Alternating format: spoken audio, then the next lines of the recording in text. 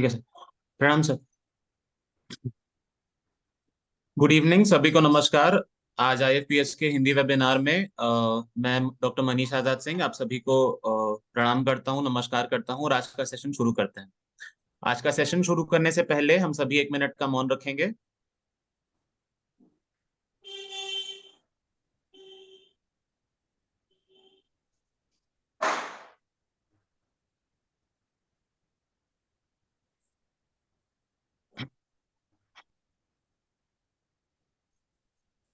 जी धन्यवाद। आज हमारे बीच जो मेहमान उपस्थित हैं, इनको हम सभी जानते हैं क्योंकि इंग्लिश सेशन में इनका सेशन बहुत ही अच्छा था। प्रोफेसर डॉक्टर खनज विद्याधर रघुनाथ जी हैं हमारे बीच। इनकी clinic Shri homeopathic clinic Kolhapur में है। और सर का जो बीएचएमएस है वो 1991 में कंप्लीट हुआ था और एमडी सर ने कंप्लीट कर ली 2005 में।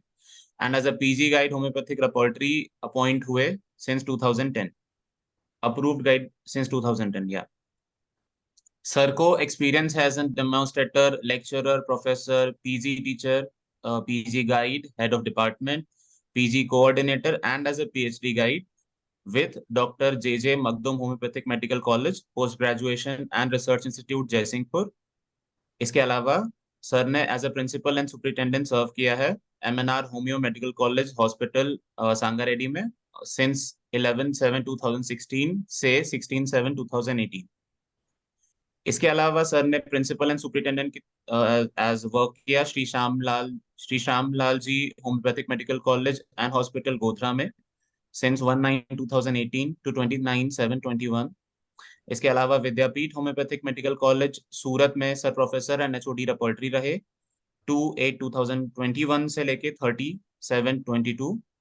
इसके अलावा late Mrs Hausabai Hausabai homoeopathic medical college, sorry, Hausabai homoeopathic medical college and hospital Kolhapur में एज अ प्रोफेसर लेबोरेटरी। यहाँ पे सर ने ज्वाइन किया 2022 में और अब तब से आज तक वहीं है। सर ने इसके अलावा बहुत सारी बुक्स पब्लिश की हैं जो रेपोर्टरी एस्पिरेंट्स के लिए आई थिंक मतलब देखनी चाहिए, जरूरी है। Introduction to repertories based on doctor Kent's philosophy April 2000 में। रपरियर रेपोर्टरी सिंप्लीफाइड 2002 नवंबर में। इसका सेकेंड एडिशन आया 2003 नवंबर में। थर्ड एडिशन आया 2006 नवंबर। फोर्थ एडिशन रीप्रिंट हुआ नवंबर 2007 में। फिफ्थ एडिशन रीप्रिंट हुआ नवंबर 2010। इसके अलावा सर ने सिनॉप्टिक कार्ड रेपोर्टरी 2007 में पब्लिश करा है विद्या पब्लिकेशंस के थ्रू। इसका सेकेंड एडिशन आया 2010 में, थर्ड आया 2012 और 13 में।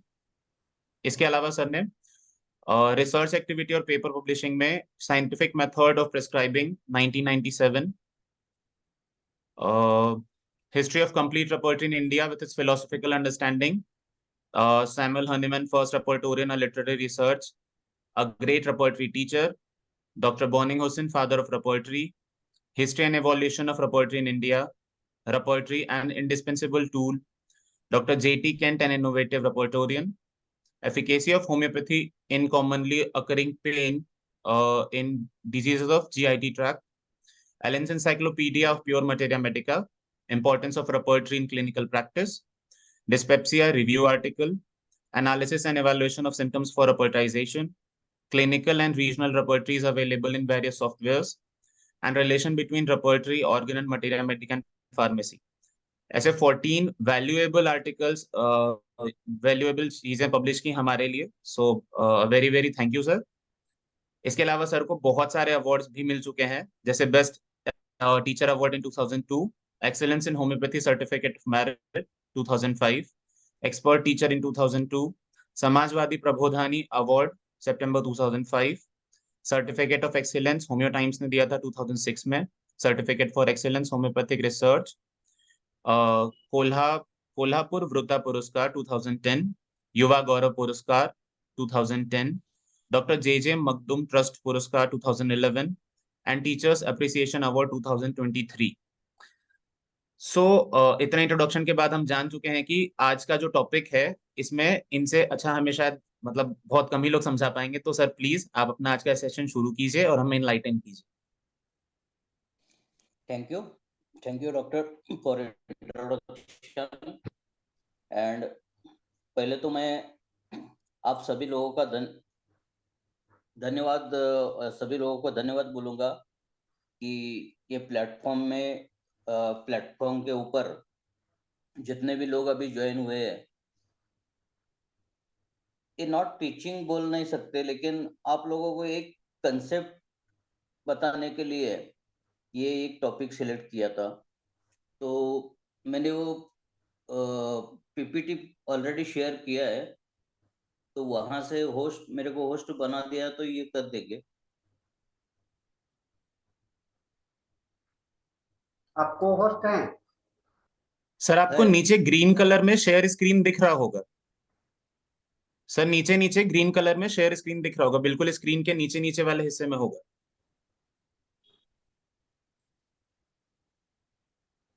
और इनका को होस्ट नहीं है, होस्ट करो पीसीओडी। नहीं वो नहीं है। नहीं सर, ओप्पो A3s को होस्ट हैं, मतलब उनका जो सिस्टम है उसको को होस्ट बनाया हुआ। हाँ, ओप्पो A35। A3s जी। हाँ,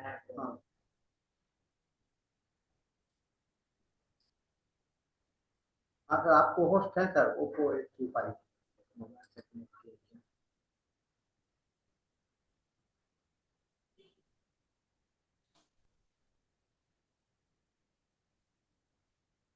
सर आपको स्क्रीन के नीचे नीचे शेयर स्क्रीन का ऑप्शन दिख रहा होगा, उस पर क्लिक करके फिर आप जहां भी मिनिमाइज किए हैं वहां से ओपन कर सकते हैं।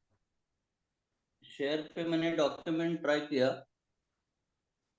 आप मोबाइल से ज्वाइन किए हैं? हाँ, मोबाइल वाला में सर आपको दिक्कत होगा, आप ज्वाइन लैपटॉप से करना चाहिए।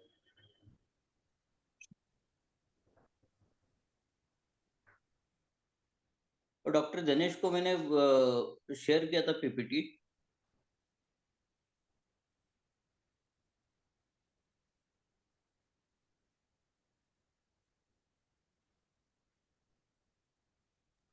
आपका अगर व्हाट्सएप या ईमेल आईडी एक्टिव हो तो हम लोगों में से किसी को भेज दीजिए।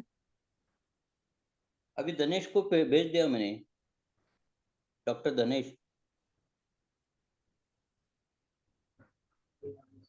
सर को भेजता हूँ मैं अभी, एक मिनट। जी सर।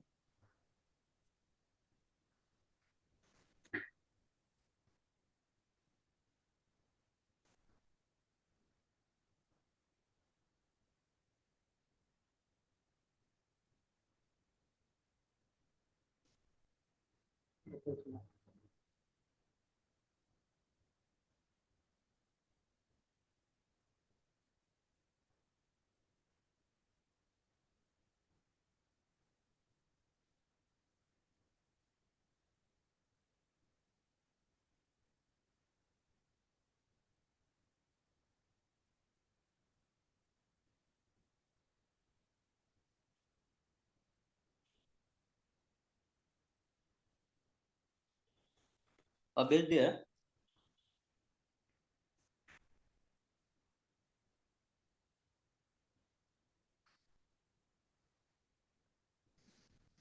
उसमें कुछ करना पड़ेगा ना।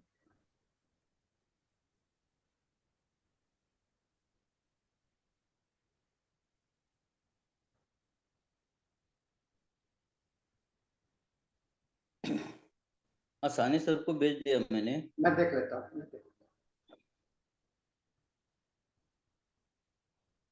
तो फ्रेंड्स, ये आज का जो टॉपिक है बोगर के मतलब तब तक प्रैक्टिकल आप सर, अप्रोच के ऊपर आप जो। तब तक कंटिन्यू कीजिए वर्बल, मैं हाँ इसको हाँ, ओपन कर रहा हूँ सर। Okay okay. तो प्रैक्टिकल अप्रोच जो है बोगर का, इसमें हम लोग जानते हैं कि शुरू से मतलब after the invention of the homeopathy, homeopathy का जब से जन्म हुआ है,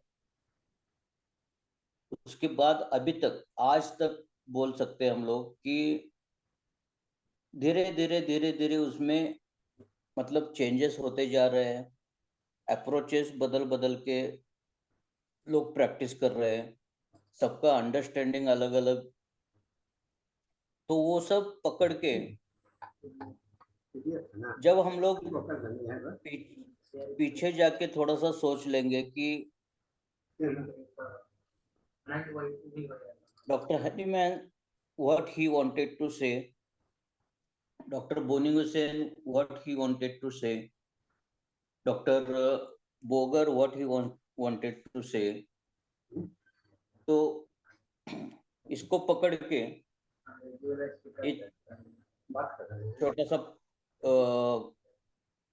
प्रेजेंटेशन है, थोड़ा प्रैक्टिकल प्रेजेंटेशन इसलिए बोल रहा हूँ क्योंकि काफी सारे इसमें जो पॉइंट्स है वो कभी कितने कितने सारे बार प्लेटफॉर्म पे क्रिटिसाइज भी हुए हैं लोग। बहुत सारे लोग ऐसे भी है कि जो प्रैक्टिस करते समय एक तरीका अपनाते हैं और बोलते टाइम एक तरीका अपनाते हैं, ऐसा भी है।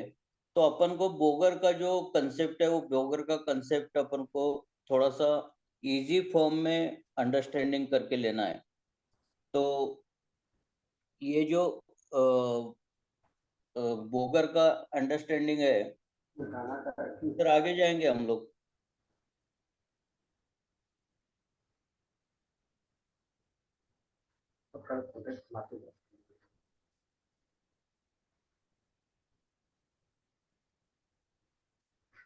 तो यहाँ पे लिखा है कि we are fortunate to have various masters whose teaching helped us to find out pathway to find simillimum from the real image. अभी भी काफी सारे लोग हैं जो नया नया मतलब क्या बोलते हैं कि रिसर्च होते रहा है, new techniques they are introducing, new method, new understanding. तो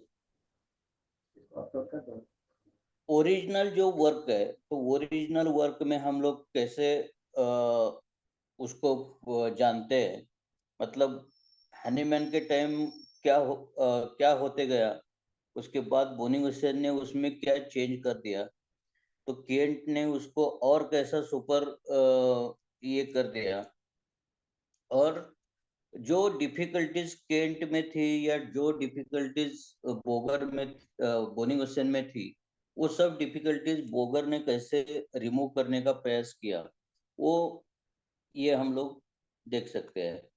तो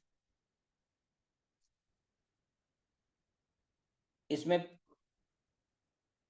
problems which are faced by the Boning Hussain was tried to solve by Kant.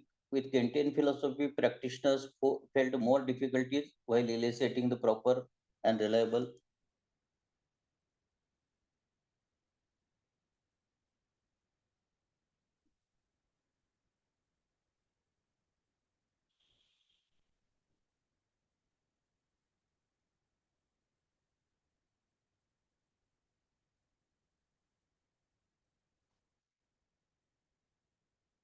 हाँ सर, आगे जाएंगे, आगे और भी आगे।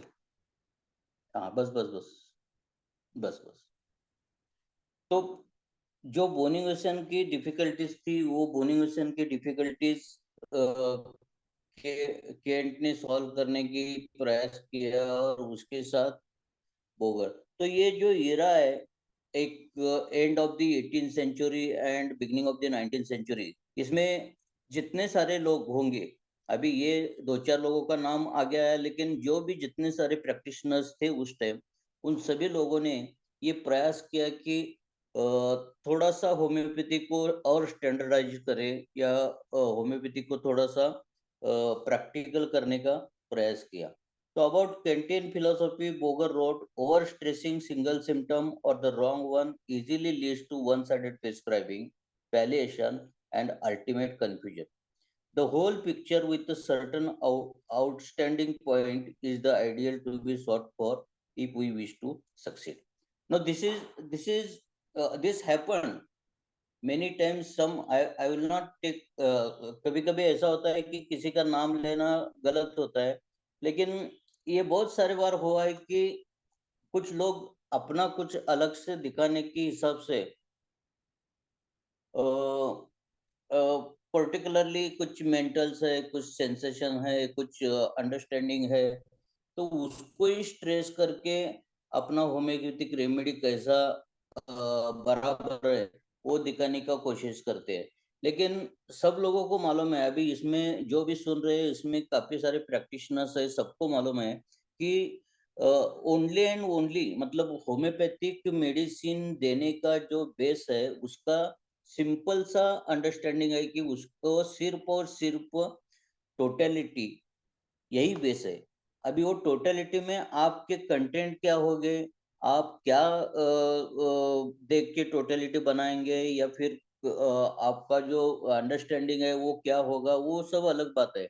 लेकिन टोटलिटी मतलब पेशेंट का जो ओवरऑल पिक्चर है वो ओवरऑल पिक्चर बना के अपन को ट्रीटमेंट देना है। एक सिंगल सिम्टम या फिर सिर्फ पेशेंट ऐसा मतलब क्या बॉडी लैंग्वेज ऐसा दिखाता है, ये दिखाता है इसीलिए मैंने ये प्रिस्क्राइब किया, ऐसा होम्योपैथी में एक्चुअली, क्योंकि काफी बार अपन को मतलब रीजन भी देना पड़ता है कि जब आप लोग कुछ आर्टिकल लिखते हैं या कुछ बुक लिखते हैं तो आपको रीजन देना पड़ता है कि आपने ये सब क्यों किया, क्यों, मतलब सबको आपने ऐसे बोल दिया कि नहीं नहीं मुझे लगा इसलिए मैंने दिया, तो दैट इज नॉट गुड, बराबर।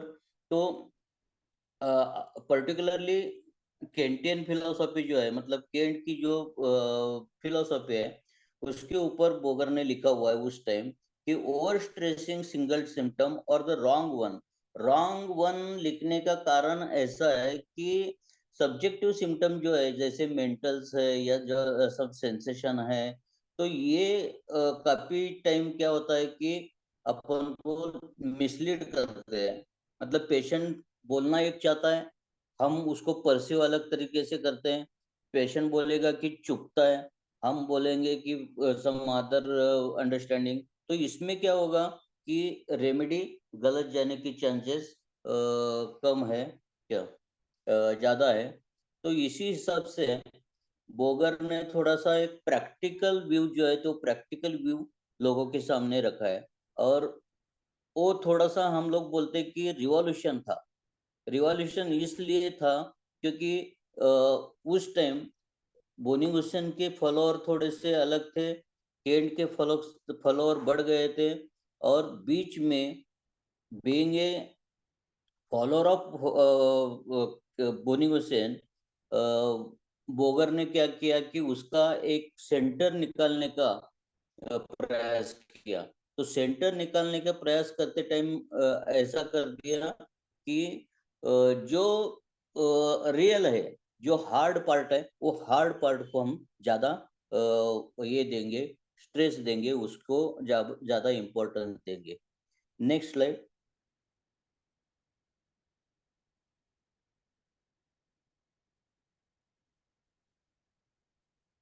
Next one.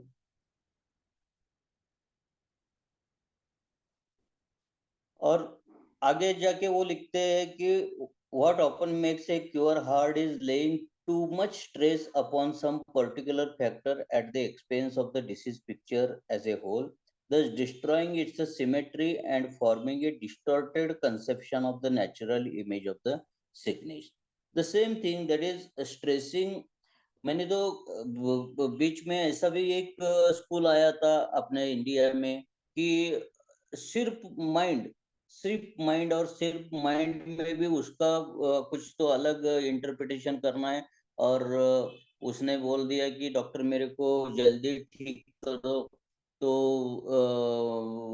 वो हम लोग ऐसे मतलब अंडरस्टैंडिंग करना है कि डॉक्टर पेशेंट को जल्दी ठीक होना है, मतलब patient wants to run away, something like that, some I heard। So laying too much stress upon particular factors at the expense of the disease picture as a whole, thus destroys its symmetry and forming a distorted conception of the natural image of the sickness। So simply totality is the basis। Totality हमको समझना है।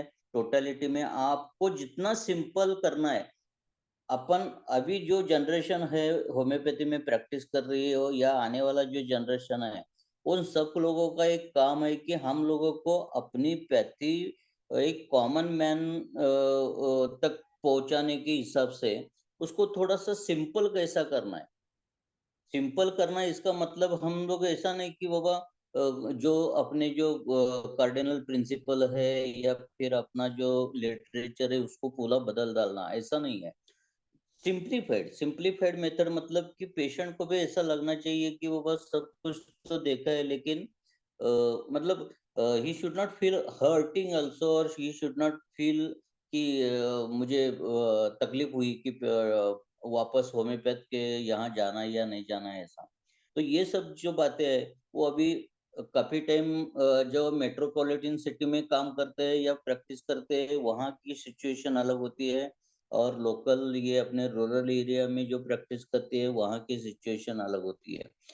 अभी उसका centre निकालना है, मतलब क्या है कि कॉमन मैन तक अपनी होम्योपैथी पहुंचाने के हिसाब से हम कुछ ऐसा प्रयास करें जो बोगर ने बोला हुआ है।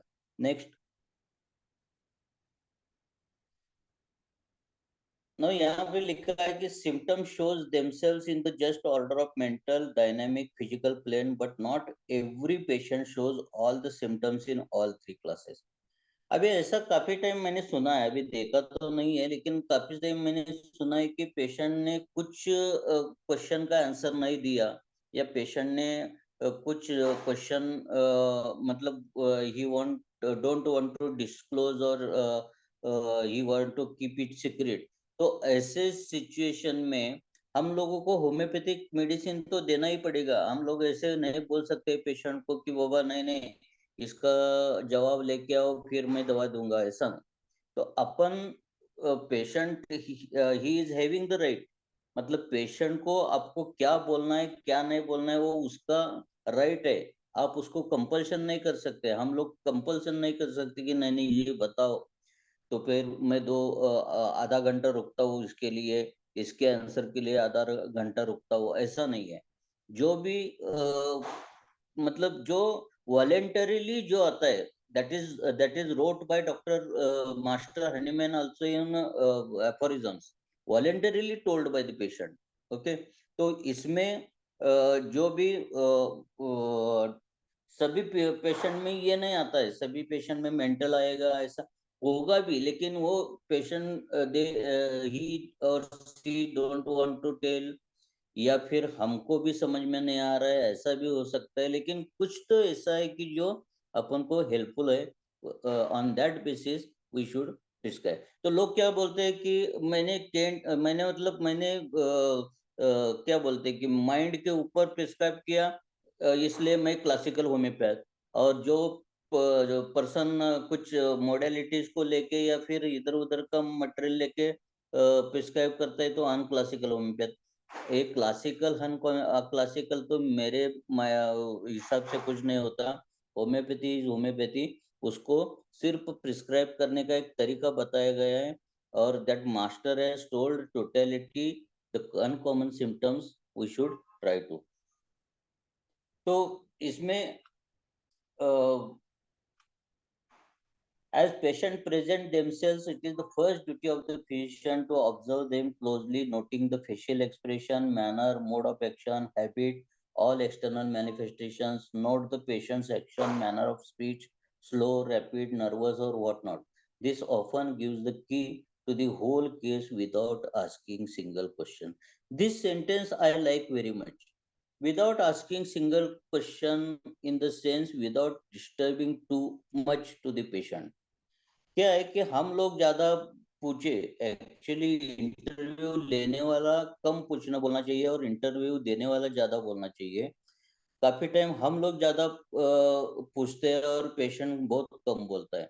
तो विदाउट आस्किंग सिंगल क्वेश्चन, इसका मतलब ऐसा है कि हम हमारा जो नॉलेज है, ये होम्योपैथिक फिजिशियन का जो नॉलेज है, वो होम्योपैथिक फिजिशियन का नॉलेज अभी इतना, मतलब जैसे हमारा प्रैक्टिस बढ़ते जाएगा, अपने ईयर्स बढ़ते जाएंगे, उसमें हमारा एक्सपीरियंस इतना होना चाहिए ना कि पेशेंट्स का जो एक्सप्रेशन है, पेशेंट्स का जो बिहेवियर है, पेशेंट्स का एक्शंस है, उसका उसका स्पीच है। अभी ये सब लिखा है, सब रेपर्टरी में दिया हुआ है, सबके रूब्रिक्स है। तो उसको थोड़ा सा जान के हम लोग ज्यादा इजीली कैसे होम्योपैथिक मेडिसिन प्रिस्क्राइब कर सकते हैं वो देखना चाहिए। यही बोगर का प्रयास था उस टाइम। तो ये करते टाइम बोगर ने क्या किया कि मेंटल्स को लास्टली रखा। देखो, एक साइड उस टाइम जब मार्केट में Kent was very busy, Kent was very popular, उस टाइम जब मार्केट में एक मोबाइल का वर्जन चल रहा है, जब सभी लोग वही ले रहे हैं, तब कुछ अलग लेके आना वो चैलेंजिंग होता है। मार्केट में कुछ एक मॉडल चल रहा है और उसको छोड़ के हम अलग करना वो एक चैलेंज होता है। तो उस टाइम पर्टिकुलरली केंटियन टाइम, जब Kent was very famous, people used to follow and they were doing the practice as per Kenting teaching। उस टाइम ये बोगर ने क्या कर दिया है कि ये माइंड माइंड माइंड माइंड थोड़ा सा बाजू रखो और मोडालिटी देख लो। टाइम मोडालिटी, अभी टाइम मोडालिटी के ऊपर तो बोगर ने एक अलग सा बुक भी लिखा हुआ है कि moon rising phases and time modalities.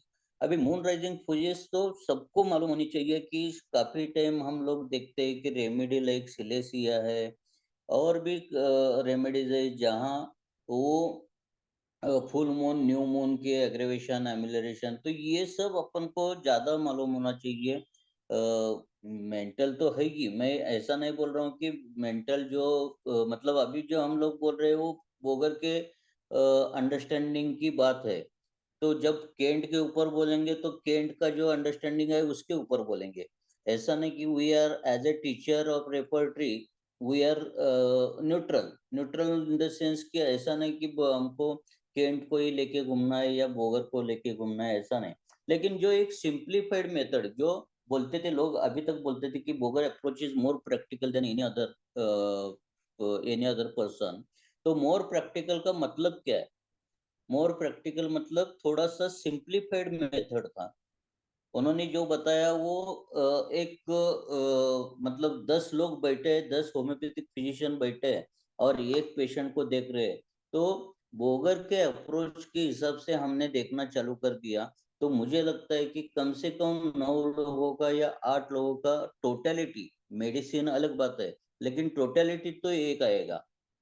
बाकी लोगों का क्या होता है कि टोटलिटी अलग आता है, सिम्टम परसीविंग अलग आता है, फिर उसमें भी आगे जाके उसका ड्रीम निकलना है, सेंसेशन निकलना है। ड्रीम भी सिंपल ड्रीम नहीं निकलना है, उसके आगे जाके ड्रीम में क्या देखा, वो उल्टा देखा है क्या सीधा देखा, वो सब मतलब उसमें क्या है कि कंफ्यूजन है।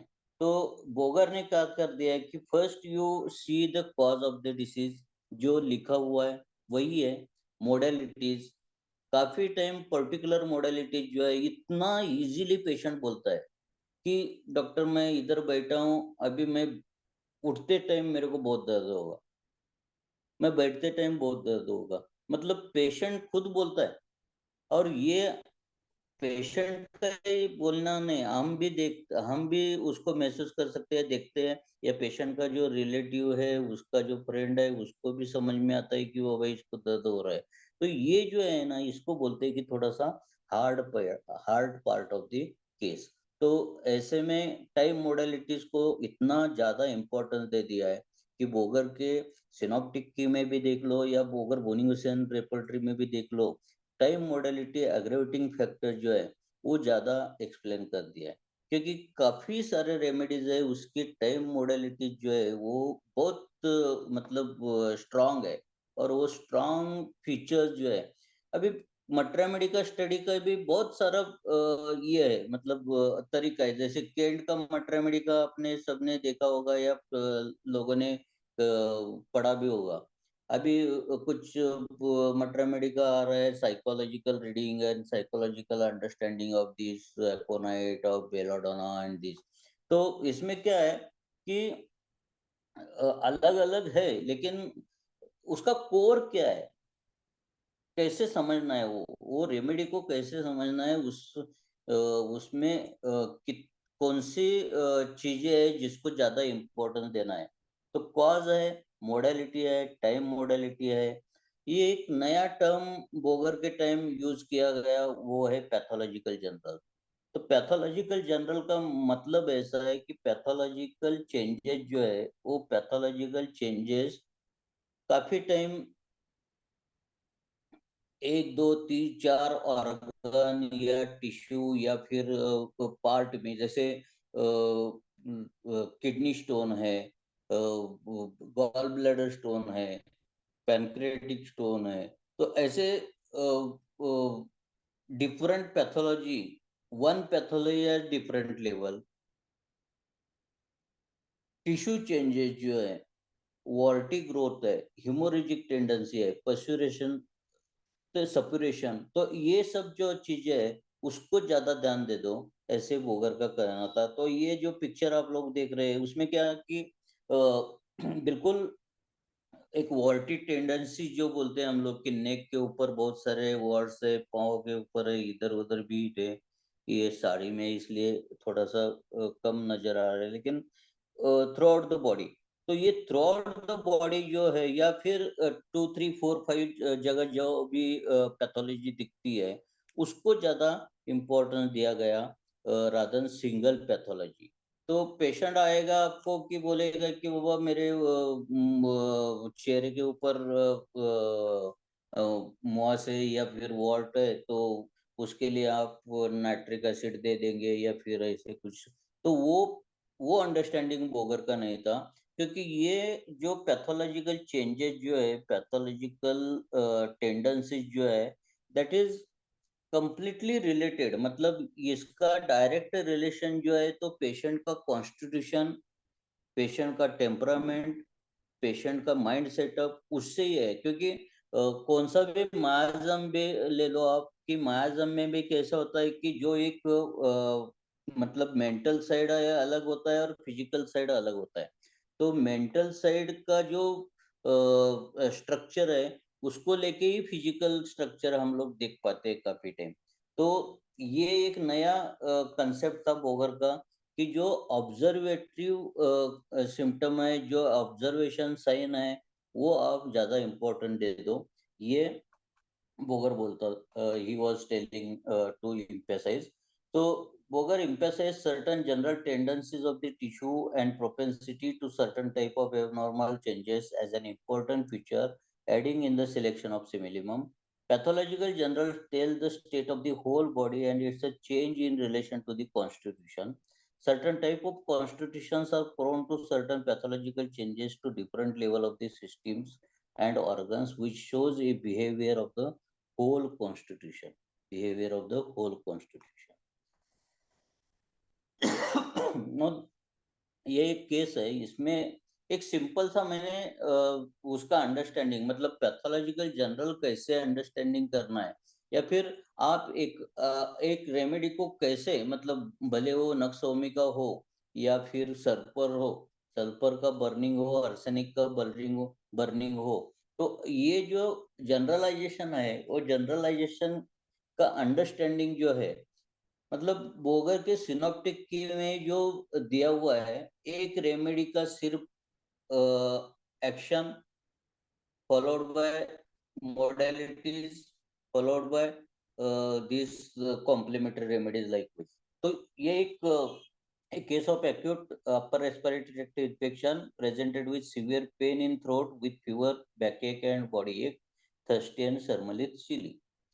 इतना उसका एक हिस्टोरिकल एस्पेक्ट या फिर चीप कंप्लेंट बोल सकते हैं। Throat congestion is quite severe, elongated tortuous well, blood vessels are visible, agonizing backache with fever since a day, patient prescribed Aspilus. अभी इसमें लोग बोलेंगे कि ये तो बेलाडोना वाला पिक्चर है, ये तो कुछ हिपासल्प वाला पिक्चर है, ये तो कुछ बराटा काम वाला पिक्चर है, कि जहाँ टॉन्सिल्स या फिर ऐसे रेड रेड सब अंदर दिख रहा है। तो इसका अंडरस्टैंडिंग कैसे किया है बोगर ने, कि एस्क्युलस इज द रेमेडी जो इजीली हम लोग बोलते हैं कि पाइल्स के लिए ज्यादा यूज होती है। तो उनका अंडरस्टैंडिंग ऐसा है कि पाइल्स के लिए ये रेमेडी यूज होती है, तो ये टॉर्टिकुलस के लिए क्यों नहीं? तो लेग वेन का जो वेरिकोसिटी है वो क्यों नहीं?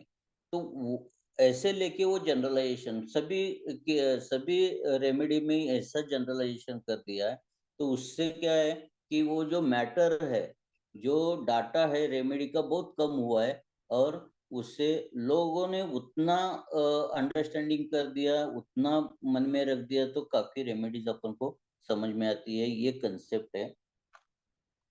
तो Aeschylus is well known for its application in hemorrhoids. Tortoise, purplish elongated vein in rectum, we would easily jump to Aeschylus. In homeopathy, similarity is not with pathology but pathogenesis, and that pathogenesis of the remedy. Next slide. Pathogenesis of the remedy is given important while explaining. So Aeschylus has tendency to produce tortoise, purplish elongated vein not only in rectum but also in throat, abdomen, etc. It has pain in lumbosacral region as concomitant symptom. So we are going ahead after this case.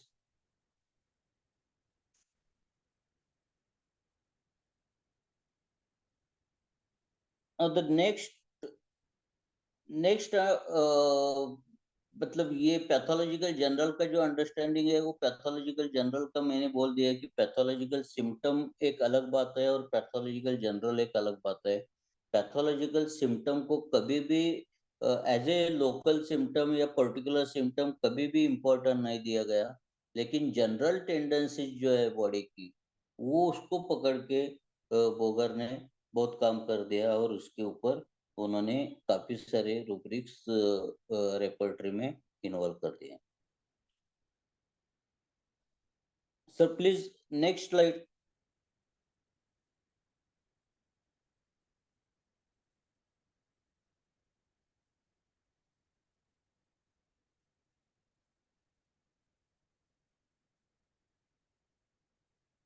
Okay, तो आप लोगों को एक मतलब कुछ pictures, photos दिखाने हैं।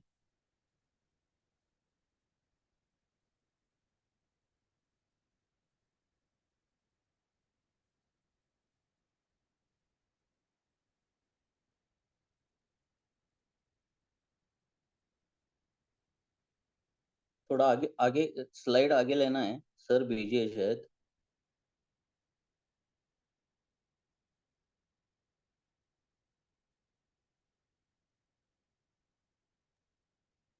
Sir please change the slide.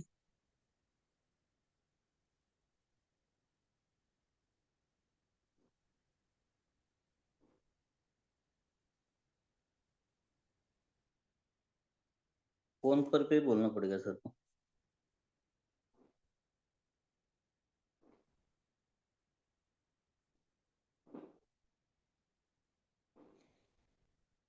सानी सर थोड़ा स्लाइड आगे जाना है अपन को।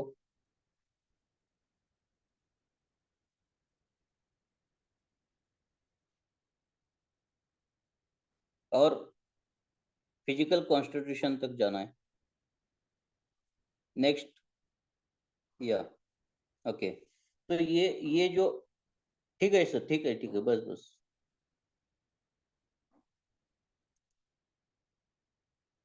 तो ये जो एक पिक्चर स्लाइड है, इसमें काफी सारे पिक्चर्स है।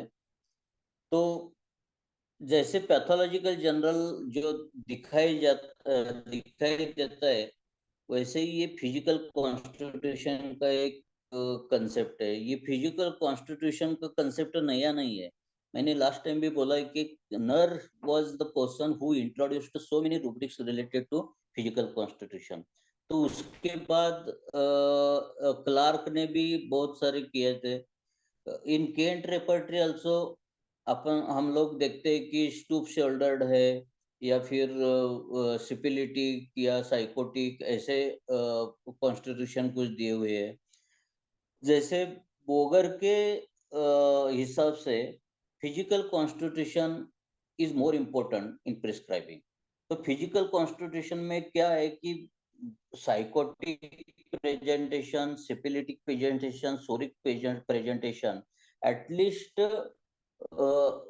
उसमें सभी जगह, मतलब एक चेहरा कैसा है, उसका नाक कैसा है, उसका आईज कैसा है, आईलिड्स कैसा है, ये सब हमने थोड़ा थोड़ा देखने चालू कर दिया, तो मुझे लगता है कि पेशेंट को ज्यादा पूछने की जरूरत नहीं होगी।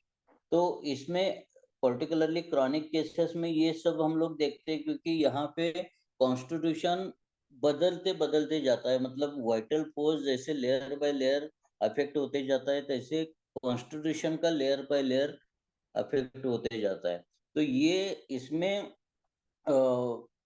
फिजिकल कॉन्स्टिट्यूशन का जो बोला बोला गया है, वो फिजिकल कॉन्स्टिट्यूशन, अभी उसके बाद काफी लोगों ने फिजिकल कॉन्स्टिट्यूशन के ऊपर काम किया है, या आप लोग कभी गूगल सर्च कर दिए तो कॉन्स्टिट्यूशन का मतलब क्या, मतलब बहुत लोग हम लोग बोलते हैं कि कॉन्स्टिट्यूशन ये एक सिर्फ मतलब फिजिकल मेकअप नहीं है, लेकिन मेंटल मेकअप भी है। मेरा भी ऐसा ही कहना था, लेकिन मैं अभी बोलता हूँ कि कॉन्स्टिट्यूशन हम लोग जैसे स्ट्रक्चर बोलते हैं, तो वो ज्यादातर हम लोग फिजिकल कॉन्स्टिट्यूशन ही बोलेंगे, क्योंकि इसमें और एक अलग टर्मिनोलॉजी यूज की हुई है होम्योपैथी में, जैसे टेम्परामेंट। तो टेम्परामेंट ये जो एक टर्मिनोलॉजी है, वो हम लोग माइंड सेटअप के लिए या मेंटल मेकअप के लिए यूज करते हैं। तो मेंटल मेकअप के लिए जब टेम्परामेंट यूज कर रहे हैं, तब फिजिकल मेकअप के लिए कॉन्स्टिट्यूशन हम लोग यूज करेंगे, तो इजी रहेगा। क्योंकि इसमें क्या है कि हम लोग व्हेन सब लोग जब कंपेयर करते हैं कि हेयर स्टाइल है, कर्ली हेयर है, सिल्की हेयर है, लॉन्ग हेयर है, जैसे नोज है, आईज है, लिप्स है, ईयर है, तो ये सब हमने मतलब इसको फिजिकल मेकअप में ही ज्यादातर यूज करेंगे। ये जो पिक्चर हम लोग देख रहे हैं, वो भी फिजिकल मेकअप का ही पिक्चर है। तो इसको ऑब्जर्व करने के बाद जो रूब्रिक्स आते हैं, next slide,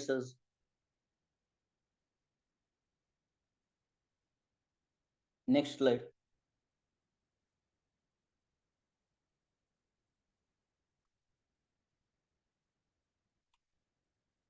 yes yes sir.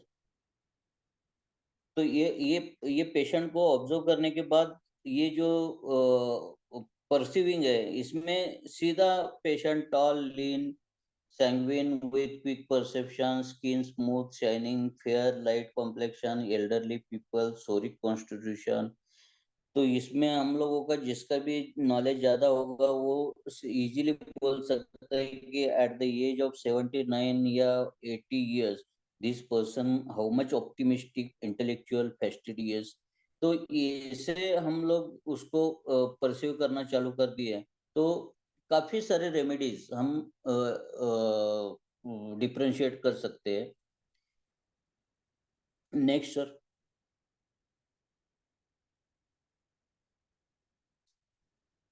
Next sir, direct next.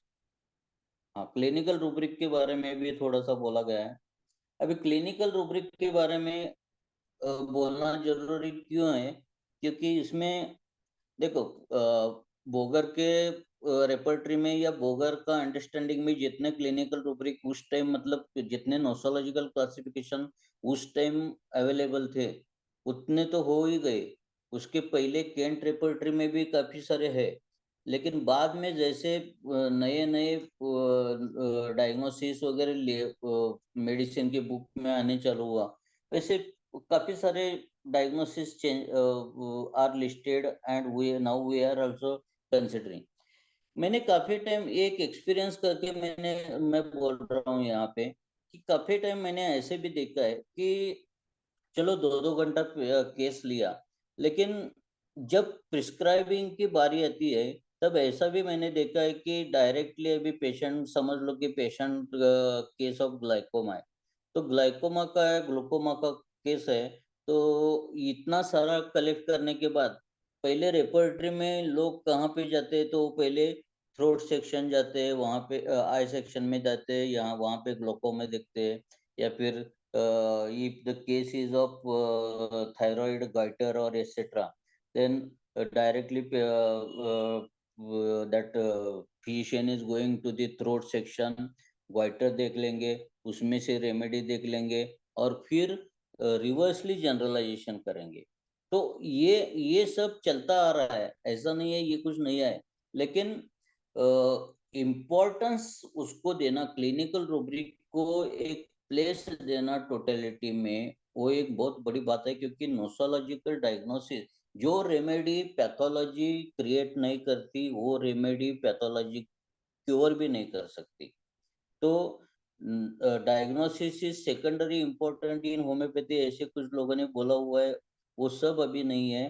क्योंकि क्या है कि जो मैंने बोला कि जो रेमेडी में मतलब वो पैथोलॉजी क्रिएट करने की ताकत नहीं है, वो रेमेडी में वो पैथोलॉजी निकालने की ताकत भी नहीं होगी। तो इसी हिसाब से अपन को वो clinical rubrics are more important nowadays. Every patient, मतलब प्रत्येक पेशेंट अपन को पूछता है कि बाबा डॉक्टर मेरे को क्या हुआ है, मेरा डायग्नोसिस क्या है, आपको क्या समझ में आया। सब इन्वेस्टिगेशन के बाद भी पेशेंट बोलता है कि बाबा मेरे को क्या हुआ है, क्या नहीं हुआ है, ऐसे। तो डायग्नोसिस हर हर होम्योपैथ को मैं बोलता हूँ कि आने वाले दिनों में तो ये मेडिको लीगल और ये कंडीशन में हमारा अपना सिम्टोमेटोलॉजी वाला कंसेप्ट नहीं चलेगा। क्या ट्रीट किया, या पेशेंट में क्या देख के आपने दवा दी, कैंसर करके दवा दी या फिर सिर्फ बर्निंग ऑफ थ्रोट करके दवा दी, वो सब आने वाले दिनों में अपन को लिखना पड़ेगा। पेशेंट जब पे करेगा वो बोलेगा कि मैंने 500 रुपये दिया है, तो मेरा सब हिस्ट्री दे दो, मेरा सब दे दो, तो आपने क्या क्या देखा है दे दो, जो मेडिसिन दिया हुआ है वो दे दो। तो ये सब इसको एक जो लास्ट टाइम भी मैंने जो बोला है कि अमेरिकन स्टेट, अमेरिका में जो स्टेट हुआ कि होम्योपैथ इमेजिनरी सब काम करते हैं, तो ऐसे इमेजिनरी काम अभी नहीं चलेगा। वो सब अपन को hard part of the case करके यूज करना है। Next sir.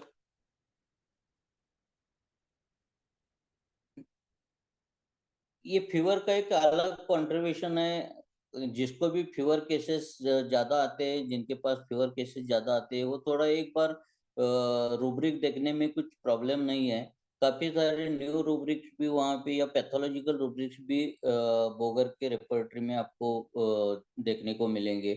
और जो भी रेमेडीज है, मिनिमम रेमेडीज, अभी ये रेमेडी का मामला तो बहुत प्रॉब्लमेटिक हुआ है कि रेपर्टरी का जो मेन एम था कि to index the symptoms of the materia medica का, और जो भी मतलब रेपर्टरी का एक रूब्रिक देखने के बाद जो एक 10 12 15 रेमेडी सामने आना चाहिए, वो तो अभी होता नहीं। जैसे अभी नई जो रेपर्टरीज है उसमें तो वापस वही प्रॉब्लम है कि thousands of the remedies are again listed in front of the one rubric और sub rubric also.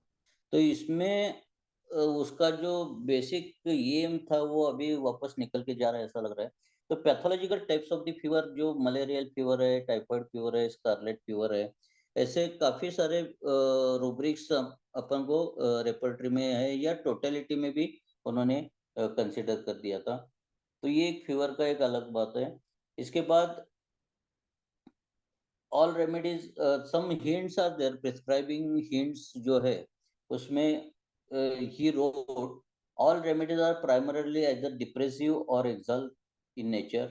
One rarely thinks of aconite in a depressive state, except perhaps in acute collapse or of phosphoric acid in state of excitement. And this basic theme of each remedy or group of remedies we remedy का में हम लोग पढ़ते हैं, या फिर जो भी अंडरस्टैंडिंग, सब लोगों का अंडरस्टैंडिंग अलग अलग है, हर एक रेमेडी का भी अंडरस्टैंडिंग अलग अलग है। तो उसके हिसाब से हम लोग अभी तक तो प्रैक्टिस करते आए हैं। आने वाला जो जनरेशन है उसको भी थोड़ा सा गाइडेंस के हिसाब से हम कुछ लिटरेचर लिख के जा रहे हैं। लेकिन ये जो अंडरस्टैंडिंग है वो थोड़ा सिंपली होना चाहिए, सिंपल होना चाहिए। तो ये मेरे को ही सिर्फ समझता है, बाकी लोगों को नहीं समझना चाहिए, ऐसा नहीं होना चाहिए। The division of all remedies into these two broad classes is of civil help in prescribing. Also, the classification of remedies into group of sensitive and non-sensitive, extrovert and introvert, active and passive may help directly to reach minimum. Then there is a study of remedies by classes, for instance chemical group, botanical group, nosors, ये सब group remedies वगैरह हम लोगों को मालूम है। तो इसको भी हम उसी हिसाब से यूज करके प्रिस्क्राइब करने की कोशिश करते थे। It will help the older practitioner to decide between remedies most similar to the case in hand. Then some case taking hints are also actually, जैसे केंट का जो कंट्रीब्यूशन है, मतलब रेपर्टरी है, मट्रामेडी का है, फिलोसॉफी है, वैसे बोगर का भी 3 मेन कंट्रीब्यूशन है, रेपर्टरी है, मट्रामेडी का है और फिलोसॉफी है। तो studies in the philosophy of healing करके जो बुक है, एक छोटा सा बुक है, लेकिन that practical points, all practical points are there in Boger's philosophy. The spirit of the clinical symptom picture is best obtained by asking the patient to tell his own story whenever this is possible. This account is then amplified and more accurately defined by the questioners, who should first try to elicit the evident cause and course of the sickness down to the latest symptom, to which he will especially add all the things which now seems to interfere with the sufferer's comfort. Okay, so ये मैंने बोला है कि ज्यादा patient को disturb नहीं करके हम लोग क्या करेंगे कि ज्यादा ऑब्जर्व करेंगे कि पेशेंट कैसा बिहेव करता है, कैसा उसका बॉडी लैंग्वेज है, उसका जेस्चर क्या है, उसका स्किन कैसी है, उसके चेहरे के ऊपर हैप्पीनेस है या सैडनेस है, ये सब अभी छोटी छोटी बातें है, वो थोड़ा सा हम लोग मोर इजीली ये कर सकते हैं, मतलब ऑब्जर्व कर सकते हैं और उसका डायरेक्टली हम लोग रिलेशन लगा सकते हैं। तो इसके हिसाब से Boger has done lot of work and he contributed.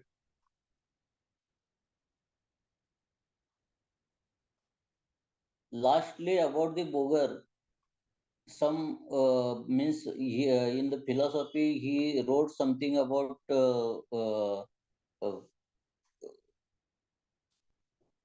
what doctor and patients also. One might almost say that each doctor has his own method of studying Matra Medica, so that methods are legion. If this be true, it surely confirms once more the statement that homeopathy is intensely individualistic. Let each one has his own method, go at it his own way.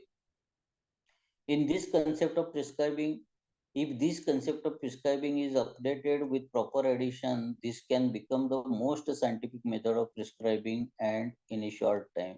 Boger's approach affords a new insight into the dynamics of the disease and its cure. Homeopathy can reach a wider view with the correct appreciation and application of the Boger's concept.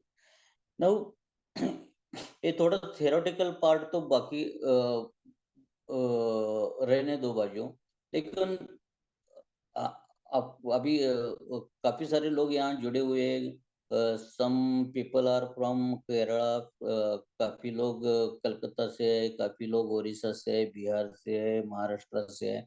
तो सभी जगह जो जो practitioners है, अभी जैसे जहाँ पे ज्यादा भीड़ होती है, जहाँ 100 of the patients are treated, अभी उन केसेस में कुछ तो ऐसा वो डॉक्टर का एक स्किल है कि he is coming to the very simple simillimum by observing the things, क्योंकि वहां पे भले वो असिस्टेंट केस लेता होगा, लेकिन डॉक्टर का जो स्किल है, द आर्ट ऑफ प्रिस्क्राइबिंग जिसको बोलते हैं, after prescribing for few patients, number of patients you can say, तो ये होने के बाद एक उसका एक अंडरस्टैंडिंग है कि बेलेडोना किसका देना है, किसको देना है, या फिर नक्सोमी को किसका देना है, आर्सेनिक किसको देना है। तो ये एक अंडरस्टैंडिंग है, वो तो एक्सपीरियंस के साथ बढ़ता जाएगा।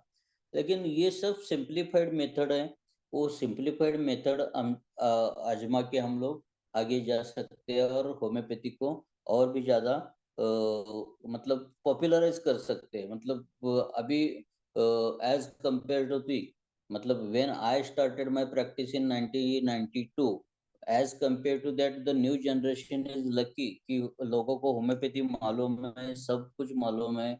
लोग आके even in metropolitan city people are paying 5,000 also. Doctor तो डॉक्टर ये आपका समय पूरा हो गया है, हम लोग इस Yes, मीटिंग yes, को sir. बंद I करते am हैं। concluding. हाँ, Yes, sir. क्योंकि Conclude.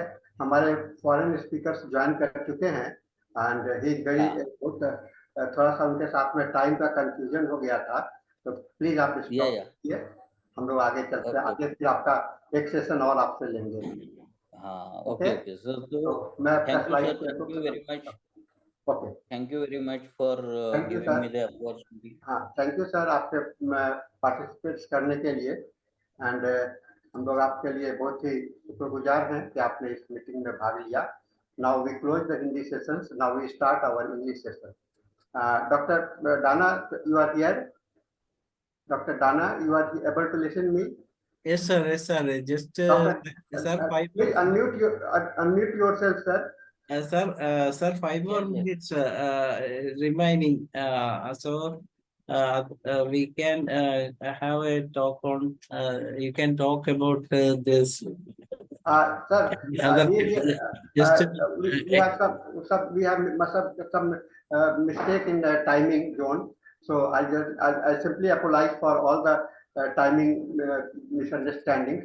So, sir, I request you, Dr. Dana, sir, I welcome you in our English session and request you to talk for us. And I request you, whatever mistake, confusion that was created, please forgive us and you can start, sir. sir, okay, sir. I shall introduce this. There is a formality of introducing you, so he is going to introduce you, sir. Sir, we need. Maybe I can say Yes, sir. something. Dr. Sahani told me that my presentation would begin at 6 a.m. Pacific time. And he made a mistake, so I can only speak for 15 minutes. You can therefore have the last half hour of my time to take any questions you wish. Yeah, yes, sir. So we can. You need no more introduction, sir. Usually we have to introduce. You can start, sir. You can start. If someone's going to introduce Okay. me, if someone's going to introduce me, they should introduce me. Okay, sir. Okay, sir. Because of our forum, people Every speaker deserves a proper introduction.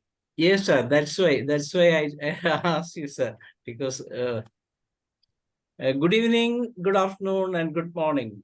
This is the 1171st day of continuous uninterrupted webinar from International Forum for Promoting Homeopathy. Today, our guest is Dr. Dana Ullman from USA. Let us begin the session with 1 minute silent prayer. Really?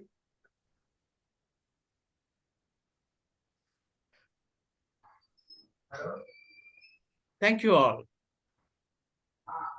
As you all know, the International Forum for Promoting Homeopathy was formed during the COVID time to connect between doctors around the world and having a discussion in between. And that really continues till the last 1,170 days. And today, our guest is Dr. Dana Ullman from USA. He has completed MPH and CCH in homeopathic, doing a lot of work in homeopathic educative service, and DANA ULLMAN, MCH, CSCH, Masters Public Health, and US Berkeley, and CCH certified class in classical homeopathy is homeopathic and is widely recognized as the foremost spokesperson for homeopathic medicine in the US. He also treats people all over the world and conduct interviews over Zoom, Skype, and telephone, and internet, as well as see people in our bakery offices. Then our newest book, The Homeopathic Revolution, Why Famous People and Cultural Heroes Choose Homeopathy, is a scholarly research and popularly written book that confirms that many of the most famous people and cultural heroes of the past 200 years use, appreciated, and or advocated for homeopathy of sexual problems, co-authored with Kevin Allen, CCH, and Barbara Bartik, Janet Mines editors. Integrated Sexual Health, Oxford University Press, 2018. and he has co-authored 2 other leading books that are humorous and practical health. Okay. I think I And have enough of an introduction. okay. Let me get on to my Okay, presentation. the topic of the day is a review of recent compelling studies on homeopathic medicine published in peer-reviewed medical journals. That's a very good subject, and sorry for the time problem. And anyway, we can begin the session. We are proudly and we are very happy to have such a wonderful person tonight to talk on this subject. We welcome, sir. Well, hello, people all the way across the world. Here I am in Berkeley, California. And as we all know, research is important in order for us to convince skeptics of homeopathy about the value of homeopathic research. And it's not just important that we do research, but that we do it well. Because when you do a study that isn't conducted in the highest scientific standards, it's simply ignored. And ultimately, it's made fun of in different ways. So this type of endeavor is very important because there are so many people for whom we could offer our homeopathic treatment for, but they're too skeptical of homeopathy. So I want to begin with this quote, which says that we predict that within another decade, homeopathy will be demonstrated by means so scientific to place its validity beyond dispute. And I think this is a worthy prediction. I think many of us have made it before. However, this was made in the 19th century. In 1896. So that was a long time ago. And so we've been hoping, but we actually have to act on that hope. So my first study that I want to make reference to is what's called a meta-analysis.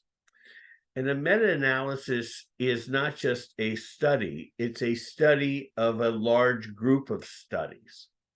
And this was published in a leading conventional journal called Systematic Reviews in the year 2024.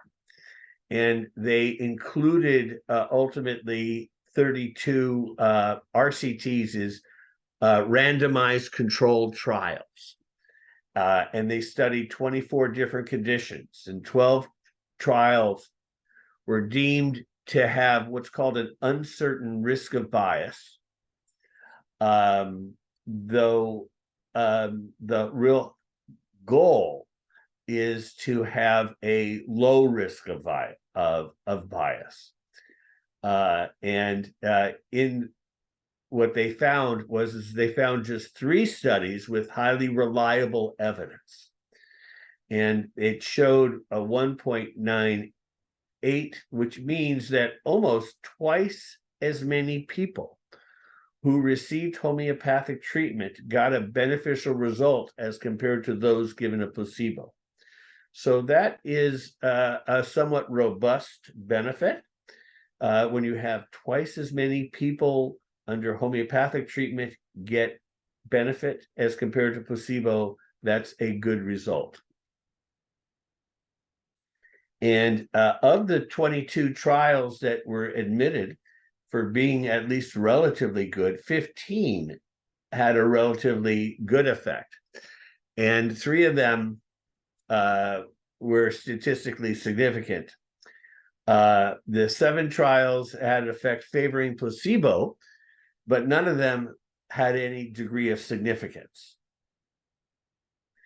And so what was also really importantly stated in this particular trial was that they noted that in the past, there have been 5 systematic reviews that have examined randomized controlled trial research. Hold on just a second. How do I reduce my I want to So it turns out the photos of the different participants are blocking my ability to read the entire slide.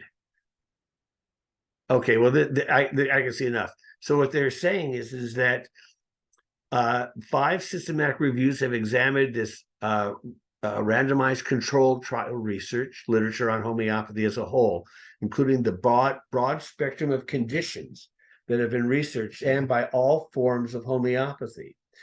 And 4 of these global systematic reviews reached the conclusion that, with important caveats, that the homeopathic intervention probably differs from placebo. So 4 of the 5 systematic reviews have showed beneficial results from homeopathy. That is a very strong statement. And because meta-analyses are the strongest body of evidence that either show or don't show evidence of benefit, these meta-analyses are important to conduct.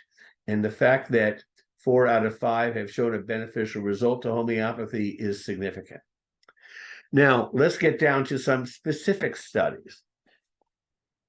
In the year 2020, in a leading conventional cancer journal called The Oncologist, a professor from Harvard is the editor of that journal. And this was a study conducted at the leading medical school in Vienna, Austria. And it had 150 patients. And they were randomized into 3 different groups. It was double-blind and multi-center. And one group with small cell lung cancer got conventional medical treatment and a placebo. The other got conventional, group 2 got conventional treatment and homeopathic treatment. And both group 1 and group 2 experienced a homeopathic interview. But only group 2 got the homeopathic medicine, group 1 got a placebo. And the group 3 got only conventional medical treatment, no placebo, and no homeopathic interview. And here's what they found: that the patients were enrolled over a 5-year period of time. The patients were observed over 24 months or 2 years. The groups were matched within statistical significance. And there were 10 homeopathic patients and only 4 conventional treatment patients who were diagnosed with a type of small cell lung cancer that is particularly dangerous, squamous cell carcinoma. And because there were so many more homeopathic patients that had this much more significant type of small cell lung cancer, one would expect that the homeopathic patients would have less benefit. As it turns out, they had more benefit. So the quality of life score, which is really one of the important things, it's not only was there some tumor reduction, but their overall quality of life was improved significantly with a p-value of 0.001. That is highly significant. And then the mean survival time was significantly longer, almost twice as long, reaching 435 days versus those with a placebo only 257 days. And the control group, very similar to the placebo group, of 228 days. So the survival rate for the homeopathic group differed significantly, even substantially, from both the placebo and the control. And then there's a reference to the journal, though you can find the journal and find this particular article if you were just to Google the word homeopathy and small cell lung cancer, and you will eventually find this study published in The Oncologist. Now, what was really interesting is, as a result of this study and several other studies on homeopathy and cancer, the use of homeopathy in Europe, has grown substantially. And this is one of the real benefits of doing real good scientific research. And this was a study of over 600 patients who had undergone treatment at 3 different anti-cancer centers. And of the 535 patients included, a total of 164 used homeopathy, which is almost 31%. In a previous study done in 2005, found that only 17% of patients used homeopathy. So there's almost a doubling of interest in patients using homeopathy. And amongst users of homeopathy, almost 83% were somewhat or very satisfied, against quite satisfied 15.5%, and not at all satisfied only 1.9%.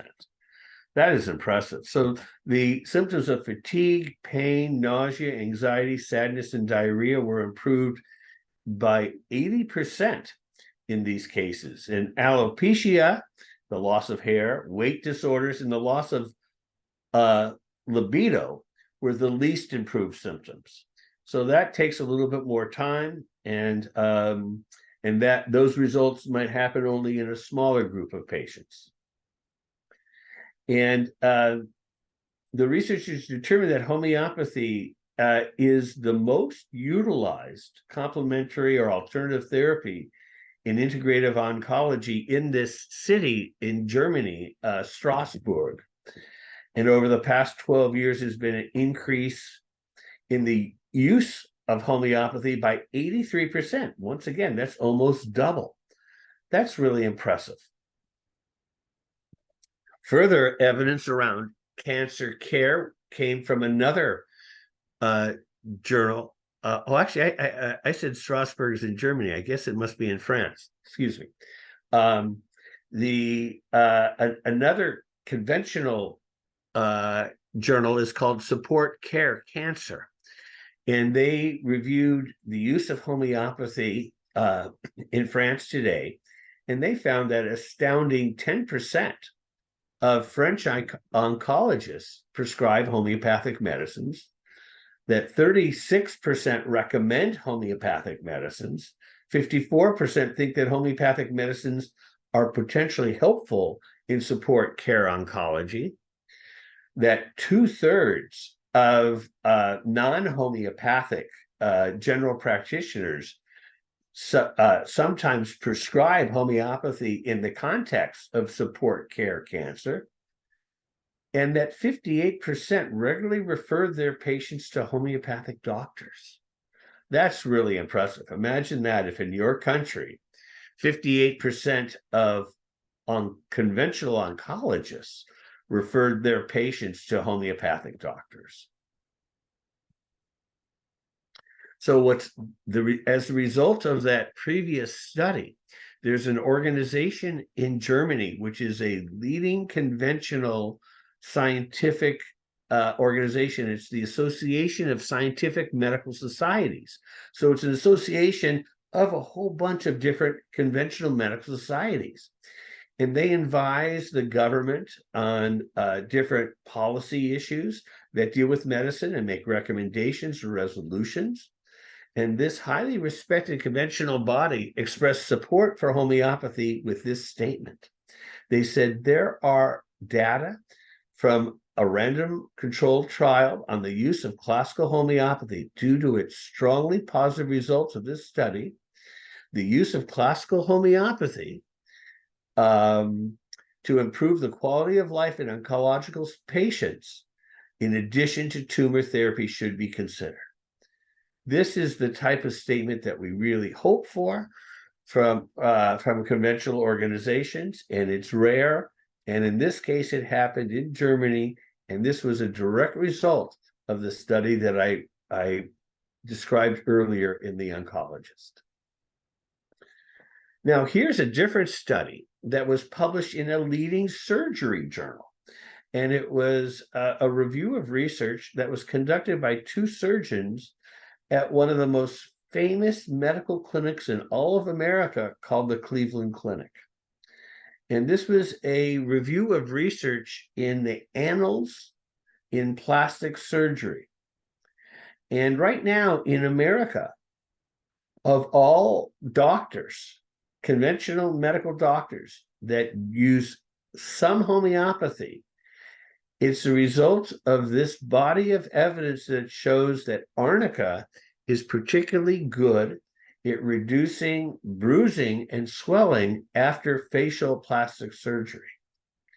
And here's what these researchers wrote about the evidence on the use of arnica. And so, first of all, they reviewed a total of 20 different studies testing arnica. And they also tested, in this case, 9 different studies on an enzyme called bromelain. And so they found that arnica had a reducing effect of the ecchymosis, which is the redness and swelling.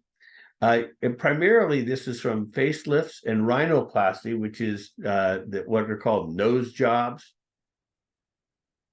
And bromelain are more used in different types of dental pain. But arnica is more used in the facial plastic surgery and the nose jobs. And one thing else I should say is this use of homeopathy in association with surgery is particularly, I think, important, because this shows an integration of conventional and homeopathic care. And we should strive for this integration where we can take the best of conventional medicine and the best of homeopathic treatment. Because sometimes surgeries can do some things that we can't do with any natural medicine. So here's where homeopathy and conventional medicine can be integrated. Now, this is a review of research in comparing homeopathy, CAM, which is complementary and alternative medicine, and conventional medicine, the treatment of musculoskeletal disorders. And this isn't what we call a placebo-controlled trial. This is an observational trial, but it's a systematic observational trial, what might be called a real-world study. Because sometimes when you do a double-blind placebo-controlled trial, you're only testing one medicine. And with these observational trials, you can get ongoing treatment from clinicians so that the homeopath, for instance, can prescribe one medicine in one visit, but because the symptoms have changed and evolved, the homeopath can prescribe another medicine as a follow-up. And this was published in a conventional journal called Pharmacoepidemiological Drug Safety. And what was interesting is that the study was designed and conducted by a very prestigious group of professors at McGill University, which is one of the leading universities in Canada, the University of Paris, which is, of course, one of the leading medical schools in France, another at the University of Bordeaux, and then at the London School of Hygiene and Tropical Medicine, which is another excellent medical school and school of public health. And the types of conditions that they were evaluating were osteoarthritis, rheumatism, fibromyalgia, muscle spasms, tendinitis, rotary cuff syndrome, ankylosing spondylitis, and you can read some of the others. And so ultimately, this trial of over 1,100 patients with musculoskeletal disorders found that patients with chronic musculoskeletal disorders use almost 50% less non-steroidal anti-inflammatory drugs. And patients with acute musculoskeletal disorders use over 38% less non-steroidal anti-inflammatory drugs. And so here is where the results of homeopathic treatments are leading to a reduction in the use of conventional pain medication. Once again, this is measurable and this is important. And in America, and for that matter, throughout the world, one of our challenges is that there's an increasing number of elderly. And in America and throughout much of the world, sadly, the elderly are given many and even too many conventional drugs, pain medications amongst many others. And this was, once again, an observational study that showed that the elderly with musculoskeletal disorders were found to take of the patients that were not taking homeopathic medicines took 4 times more than those under the care of homeopathic. They use 4 times more when they're under conventional medical care as compared to those under a homeopath. So this was published in this journal, Clinical Epidemiology, and another conventional journal with really noticeable results. Now, there is a growing tendency, not just in America, but I've read different reports also out of India, where that homeopathic medicines, some skeptics claim, are unsafe. Recently, in America, the FDA, which is called the Food and Drug Administration, has begun to evaluate how they should be regulating homeopathic medicines. And because we use some substances that are thought to be poisons, a study was done of 2 homeopathic medicines, Nux vomica and Ignatia, because they're known to contain strychnine, which is a neurotoxin. And so they did a formal analysis, and they found that it was absolutely no strychnine found in Nux vomica, and such small amounts of strychnine in Ignatia that they were deemed to be without any risk of problem. And we need to do these types of studies too, to verify that our medicines are safe. And this was a journal. This study on testing Nux vomica was published in this journal. Toxicon is a peer-reviewed scientific journal in toxicology and is the official journal of the International Society of Toxin Ecology. So this was a study on the use of Chinanum phosphoricum 30C against malaria, and this is both an in vitro and in vivo study. In vitro means a laboratory, and in vivo is in human beings. And they found that Chinanum sulfuricum 30C was found to have a good antiplasmodal activity in vitro, with specific effects of inhibition on certain strains of malaria, and that the cell viability against the normal dermal fibroblast was significant, and that the homeopathic medicine was found to have a suppressive efficacy of almost 96% of chemosuppression by day 7. So, and there was a reduced mortality rate for a period of up to 28 days, which was the length of the study. And then other studies have found some other benefits from Chinanum sulf. In this case, they concluded that Chinanum sulf had a considerable anti-malarial activity, along with safety to the liver and the kidney functions of the host. This was not in a conventional journal, but it was done in what's called Complementary Medical Research, which is a respected journal in the field of complementary and alternative medicine. I'm going to quickly go to the end of this study of my presentation, because I was given the wrong timing.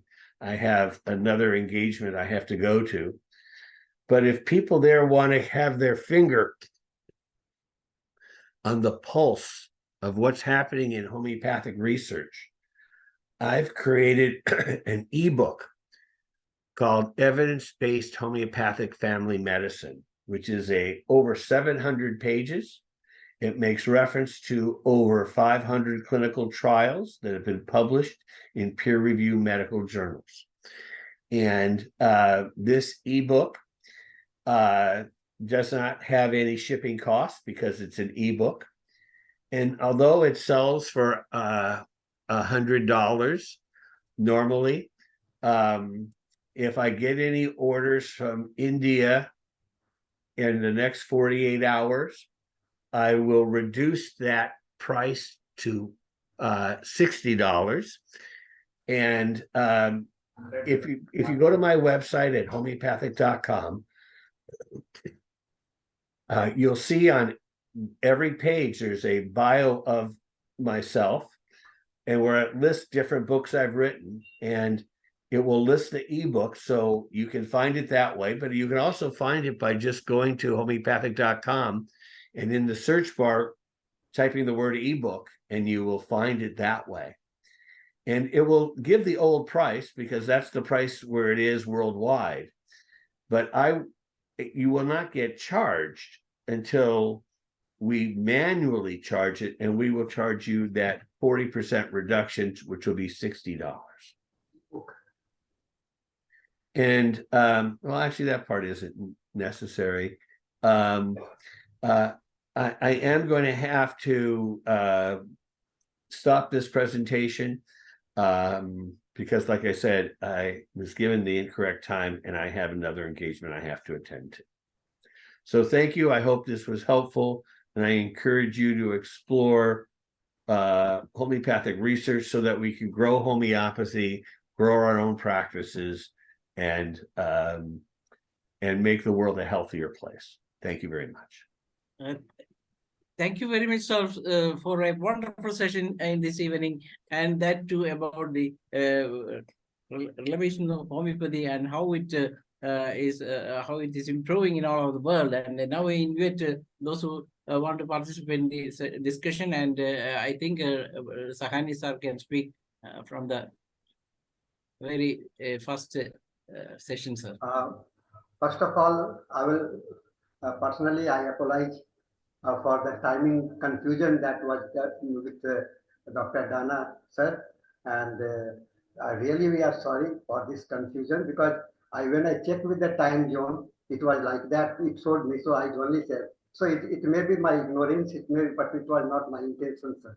This is the one true. Then another thing, sir, it is I have heard you several times, and I have watched through your websites also, and I had at the Dubai also I saw you physically. You are such an enthusiastic person and always helpful to us.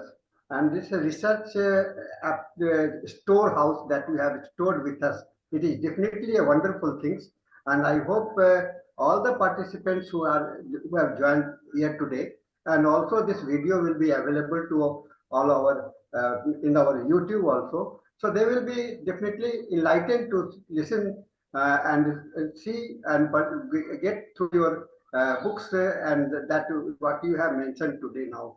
And your overview of entire philosophy, entire things in the research.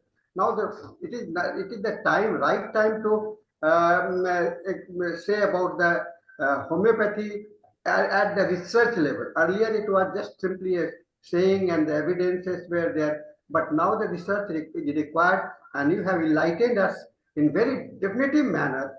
It is so much I am impressed by I was already impressed with your views earlier also. That's why I repeatedly asked you to come again and again, sir. And at the Dubai also I requested you, and today also, and future also I request you, sir. Please keep coming, sir.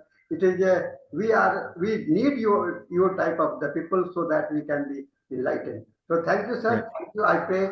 Let me just say one last thing. For people that go to my website at homeopathic.com, there are 100 articles. Yeah, I have. I also have a new blog.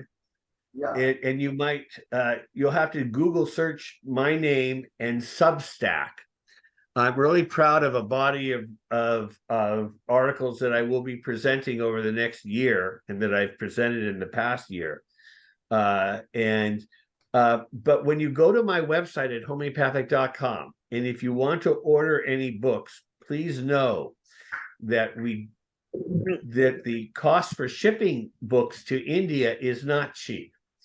So whereas an ebook costs nothing for shipping, books themselves are more expensive. And sadly, many people from India order books, but then once they're told that it might cost $40 to ship to you, they cancel the order. So just know that if you order books from America, shipping it is not listed with the price of the book. We then write to you and tell you how much that's going to be. So warning. All right. Anyway, have a good day. I'm sorry I can't be there any longer, but sir, Mr. Bob want to speak something, sir. Yeah, I would like to speak, please. Yeah, good day, Dr. DANA ULLMAN. It's been a very, very good pleasure, and I appreciate very much that I have a chance to hear to you today, because you have been a very good inspiration to me when I first read your book in my earlier days in homeopathy. Well, I have 10 books. Which book was that? Discovering Homoeopathy, the medicine in the 21st century. Great. And there was a forward by the Dr. Ron Davy. Yeah. And where do you practice? Queen Elizabeth of England, Discovering Homoeopathy, Medicine for the 21st Century. And I encourage everyone to read this book. It is a very inspiring book and give me a lot of motivation. And where do you practice? I am from Malaysia. Malaysia. Okay. Yeah.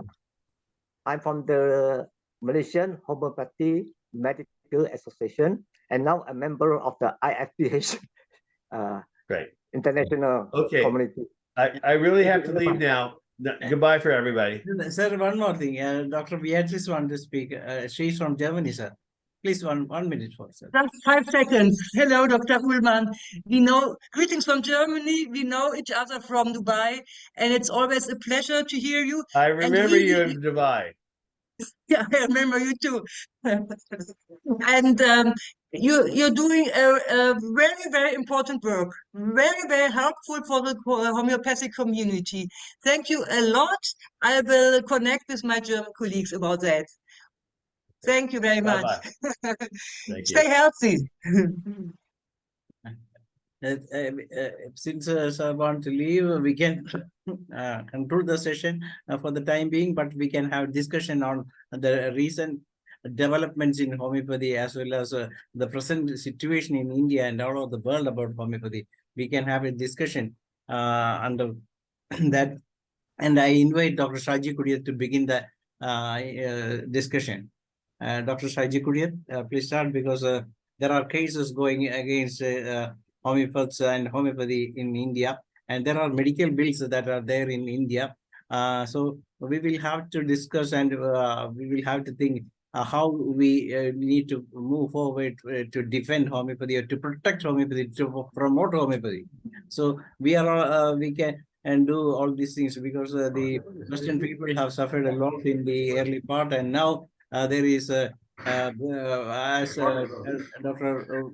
has told, there is immense rise in usage of homeopathy in all over the world. So that is an indication that homeopathy is getting to the rising to the first level. As we know, also all of us know that homeopathy is the second largest medical system practicing all over the world. So we will have to think how to improve our system, what are the requirements, and how to protect the homeopathy from the other people who are trying to annihilate us. But since all these criticism were there from the inception of Dr. Hahnemann itself, but still homeopathy growth in India is exemplary, brilliant, and as you all know that even in Kerala, we have more than 1,000 government homeopathic dispensaries, and more than 40 homeopathy hospitals, and more than 5 homeopathic medical colleges. A small state which have only some 3 crore people.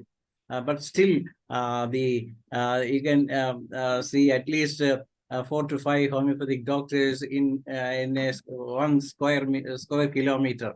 That's the growth rate, and we have minimum 30 to 300 patients a day for private practices and as well as in government sector also.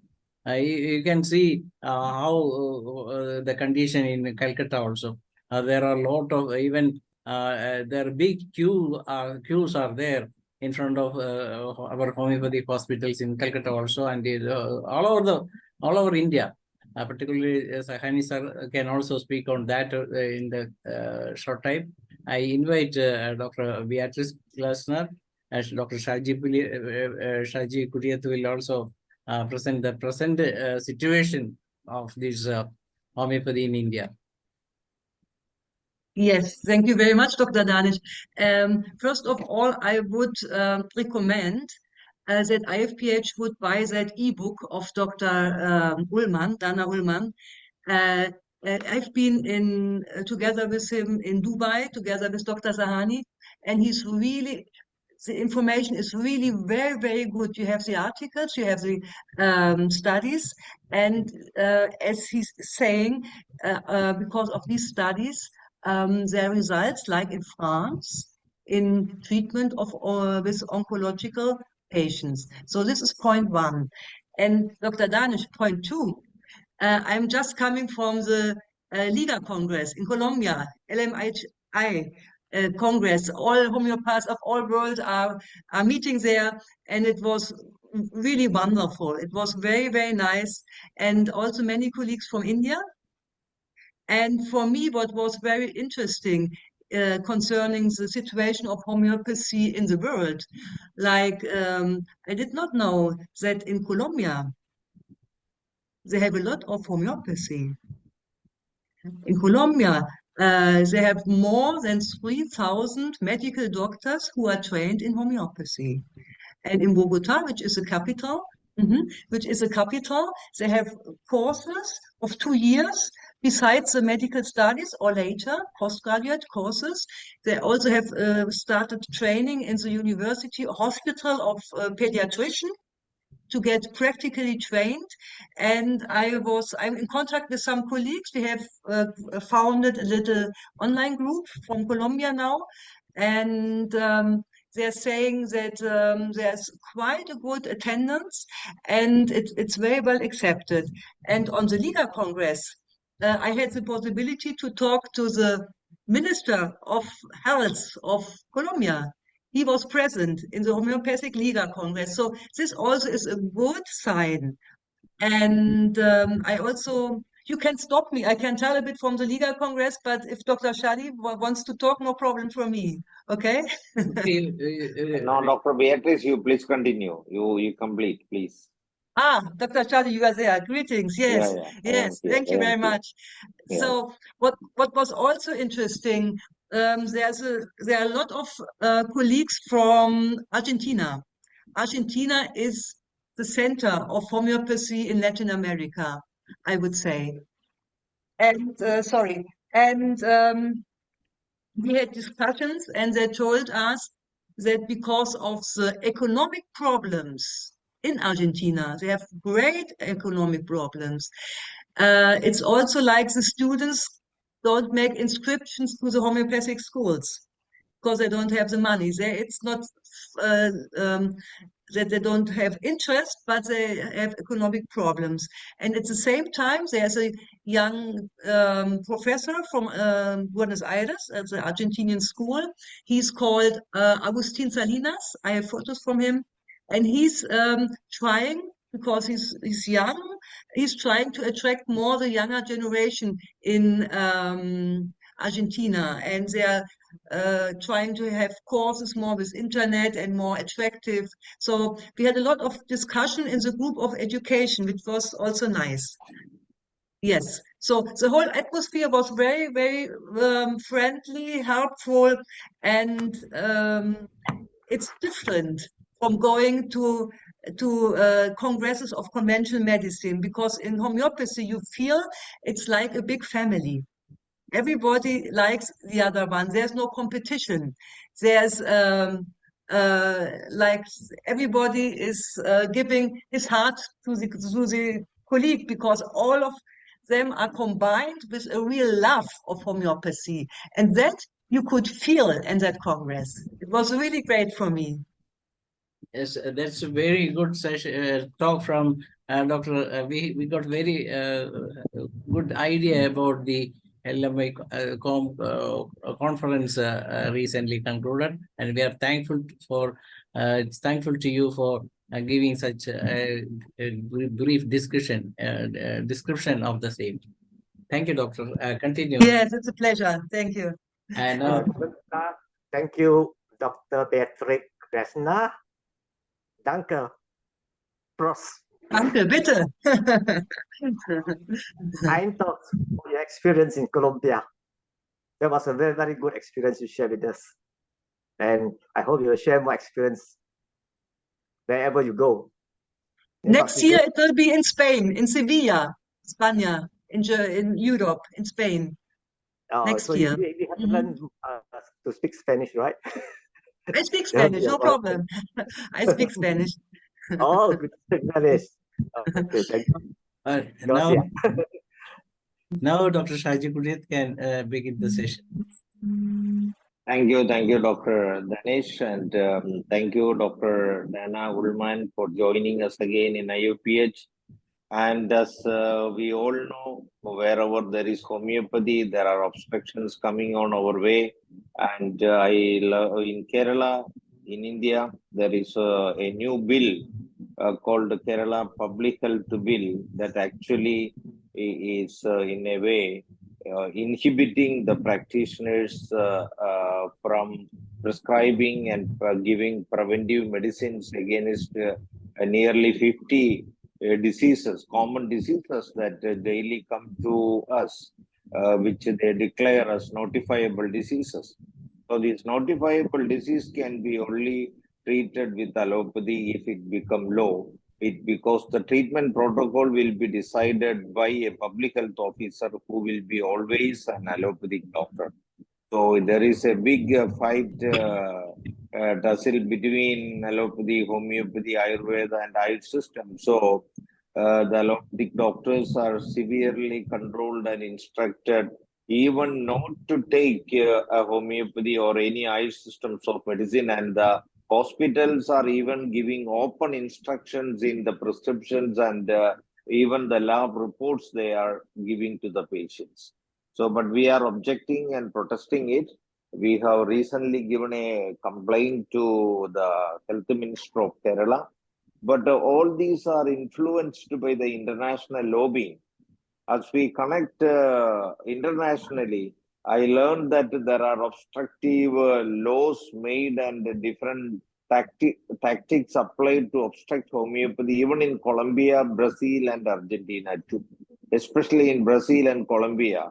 And there are laws or there are some restrictions put in the practice of homeopathy, which I came through the doctors of homeopathy from such countries. So this is the scenario. It is utmost importance that the homeopathy community around the world should arouse and understand the need for the unity, and all the organizations of different names should get united, and we should have a united front to speak and understand each other, because the tactics they apply are almost same in different countries. So if we know that such things are happening, the solutions that we apply to overcome such tactics can be given, such information can be shared, and we have a collective wisdom in opposing it and a collective strength in opposing it. So it is time for unity. IUPH was also formed for such a vision, with such a vision, and we are all willing to join hands with anybody to protect the interest of homeopathy anywhere in the world. We are uninterruptedly conducting our webinar sections. It is a Herculean task we are taking, and I think many countries, this Herculean task is being benefited and we were able to inspire the homeopathy doctors in many countries. So I also appreciate people like Dr. DANA ULLMAN, who was really involved in collecting and gathering and unifying homeopaths around the world, especially in America, should also join hands and take leadership among us, so that our unity will be more fruitful and complete and effective. So with these words, I also invited Dr. Mridul Sahani to speak words. I think Dr. Beatrice also wished to say something more. Yes. I apologize for keeping my video off because I am outside. I am unable to open because there is a cricket match happening between India and New Zealand, semi-final of the World Cup. So I am outside. So please apologize. I apologize for keeping my video off. Warm welcome once again to Dr. DANA ULLMAN for joining us. Over to Dr. Beatrice, you complete, and then Dr. Mridul Sahani can follow. Over to the Yes. also. Yes, thank you very much, Dr. Shaji. Always nice to hear your voice also. And well, to be honest, India, for me, India is the biggest country, it's nearly a continent, of homeopathy. So, like in Colombia, all people I talk to have been medical doctors, allopathic doctor with qualification in homeopathy. They don't have any limitations in treating infectious diseases. Here in Germany, during Corona time, the medical doctors, allopathic doctors, who are also homeopathic doctors like me, we never had any restrictions, and they cannot restrict. But the homeopaths, who are naturopaths and not medical doctors, they have the problem. So my question, concrete question to you is, I know you are very hardworking people in India. How many years it would take you more to become, to study medicine, to be an allopathic doctor and at the same time a homeopathic doctor? Would it be 2 years more or 3 years more? How is the situation? Actually, I will answer that. Actually, the year of study and the topics of study are almost the same. We study all the topics. To become a homeopathy doctor, we are just avoiding the pharmacology of the allopathic medicine. Plus, but we need to add homeopathic pharmacy, homeopathic materia medica, organon, philosophy, psychology, I all understand. these songs. So Okay. the So, year of duration of study are all same. so Dr. Shadi, but my question is, like, if you wanted your daughter to study medicine, being an allopathic doctor and a homeopathic doctor, how many years she would have to study? Same years, 5.5 years for the graduation, for the bachelor course, 3 years for the master's course, postgraduate course. Okay, but how to become an allopathic doctor? Same. Yes, so if I would have a child in India, Yeah. I would advise that child to become an allopathic doctor and a homeopathic doctor, how we do it here in Germany or in Colombia or in other countries. So that would mean that you are safe. They cannot restrict you in the therapy you are No, doing. that is Sir, yeah, as Dr. well. Beatrice.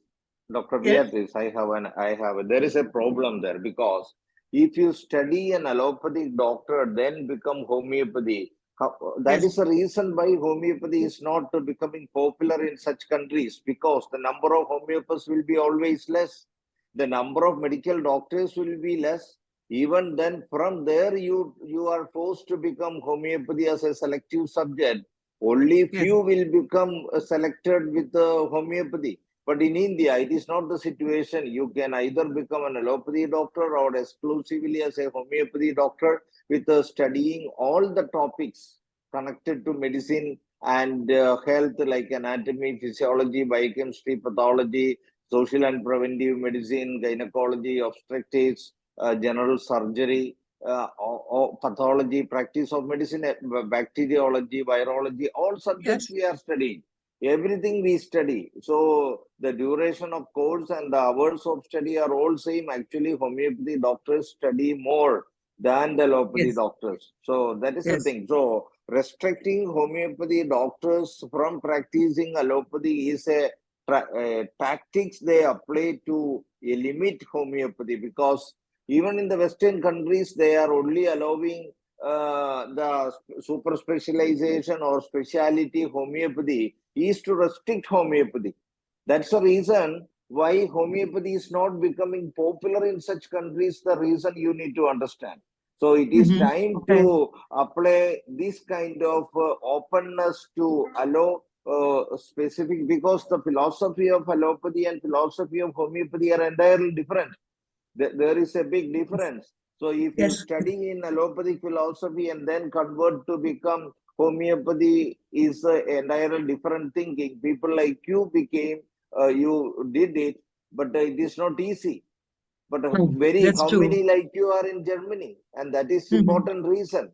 So I think countries like Germany and other countries should be open, and holistic science should be the science of medical research and medical studies.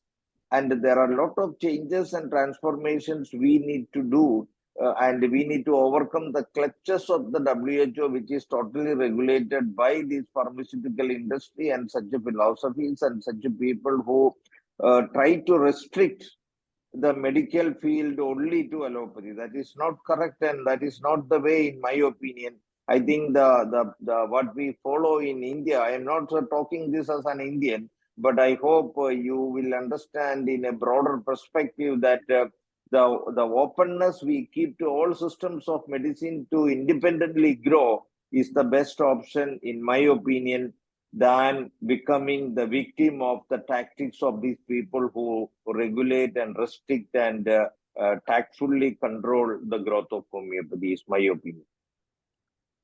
Thank you The very basic much, Dr. Sadi, for your explanation. Thank you very much. actually, if you want, if a homeopathic doctor want to become an allopathic doctor, then he will have to study 5.5 years once again. The same is with the allopathic doctor. If he has completed his MBBS, and then if he want to study BHMS, then he has to study 5.5 years. This is the same.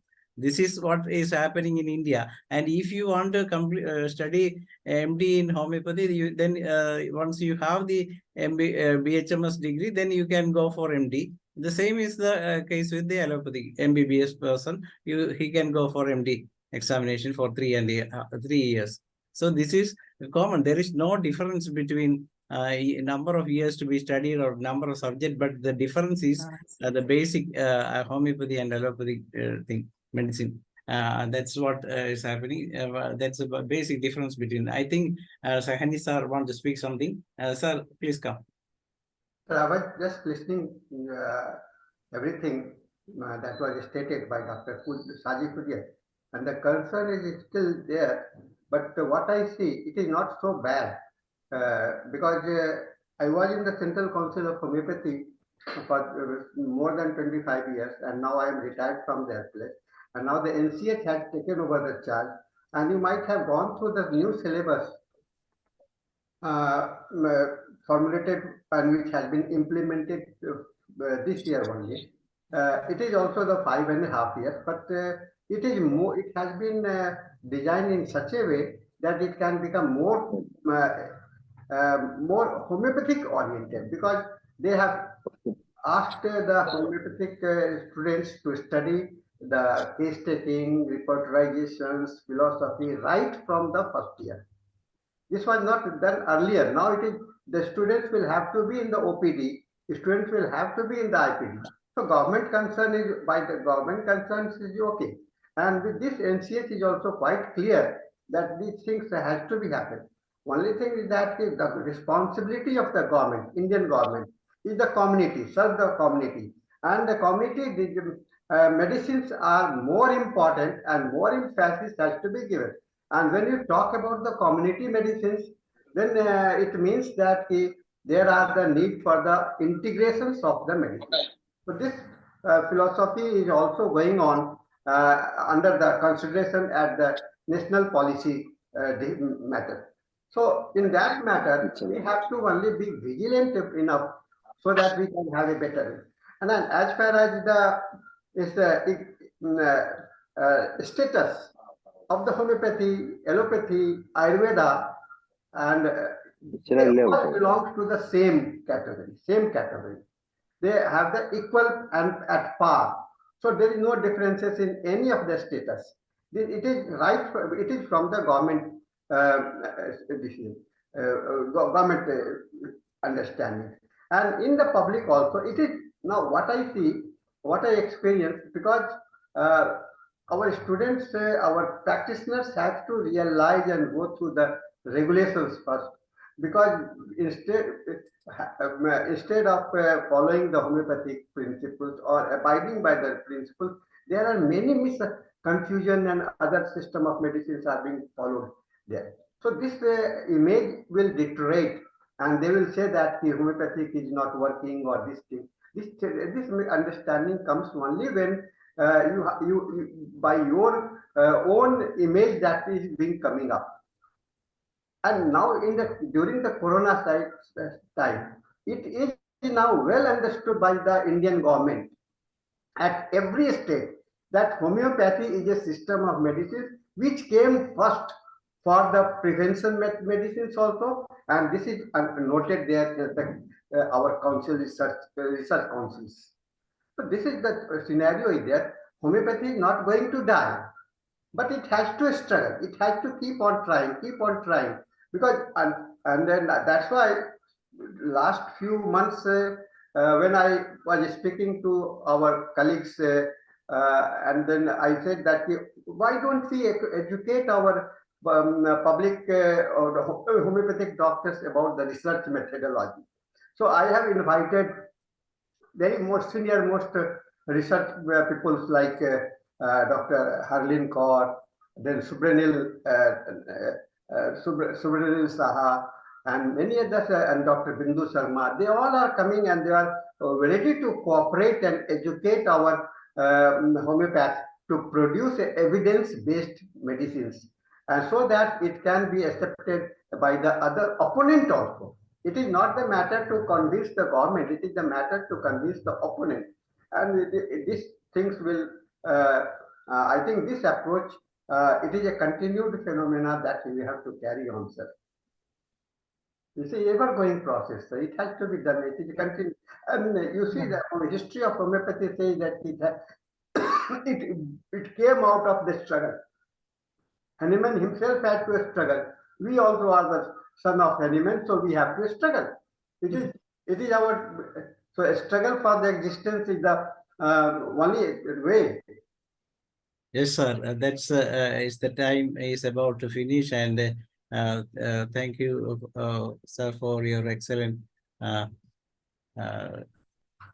suggestions to the new generation doctors as well as the doctors around the world. And it is a time to say a vote of thanks. I invite Dr. Beatrice to say a vote of thanks to today's session.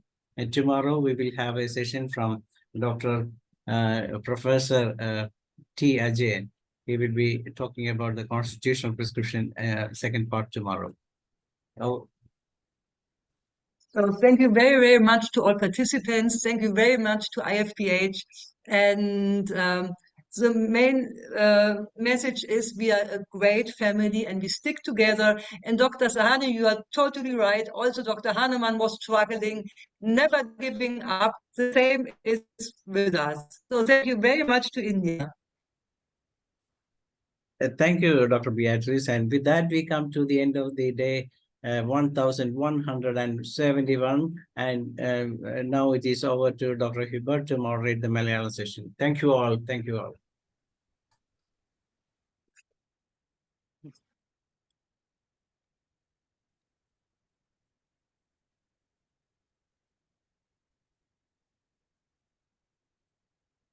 Okay, Dr. Shaila is here. No problem.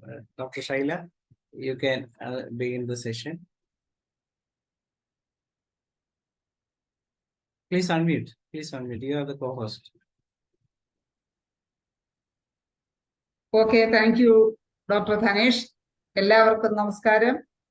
ഇന്ന് IFPHന്റെ 1171 ദിവസമാണ്. ഇന്ന് നമ്മോടൊപ്പം അതിഥിയായി എത്തുന്ന doctor Madhusudana Panicker സാറാണ്. സാറിന്റെ ക്ലാസ്സിൽ attend ചെയ്യുന്നതിന് വേണ്ടി ഇന്ന് മലയാളം സെക്ഷൻ പ്രോഗ്രാമിൽ പങ്കെടുക്കുവാനും വേണ്ടി സൂമിൽ എത്തിയിട്ടുള്ള എല്ലാ ബഹുമാന്യരായ ഡോക്ടേഴ്സിനെയും ഹോമിയോപ്പതി സ്നേഹികളെയും സ്റ്റുഡൻസിനെയും എല്ലാവരെയും ഞാൻ സന്തോഷപൂർവ്വം സ്വാഗതം ചെയ്യുന്നു. മധുസൂദന പണിക്കർ സാറിന്റെ ക്ലാസ് തുടങ്ങുന്നതിന് മുമ്പ് ഒരു നിമിഷം ഈശ്വര പ്രാർത്ഥന.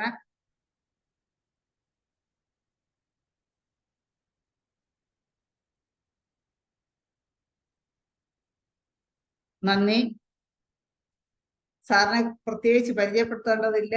നമുക്ക് പല പ്രാവശ്യം സാർ ക്ലാസ്സുകൾ എടുത്തിട്ടുണ്ട്. ലാസ്റ്റ് അപ്പൻഡിസൈറ്റിസിനെ കുറിച്ചൊരു ക്ലാസ് ആയിരുന്നു. അന്നത്തെ ക്ലാസ്സിൽ എനിക്ക് കയറാൻ സാധിച്ചില്ല. എങ്കിൽ പോലും ഞാൻ അത് പിന്നെ യൂട്യൂബിൽ കണ്ടിരുന്നു. വളരെ പ്രയോജനം നൽകുന്ന ഒരു ക്ലാസ് ആയിരുന്നു അത്. അതുപോലെ ഇന്നത്തെ ഡയബറ്റീസിനെ കുറിച്ചുള്ള ക്ലാസ് ആണെന്നാണ് മനസ്സിലാക്കിയത്. എന്തായാലും ഇന്നത്തെ ക്ലാസ്സിലേക്ക് ഞാൻ വളരെ സ്നേഹപൂർവ്വവും ആദരപൂർവ്വവും സാറിനെ ഇന്നത്തെ ക്ലാസ്സിലേക്ക് ക്ഷണിക്കും. To all of you. നമ്മുടെ സബ്ജക്റ്റ് ഡയബറ്റീസ്.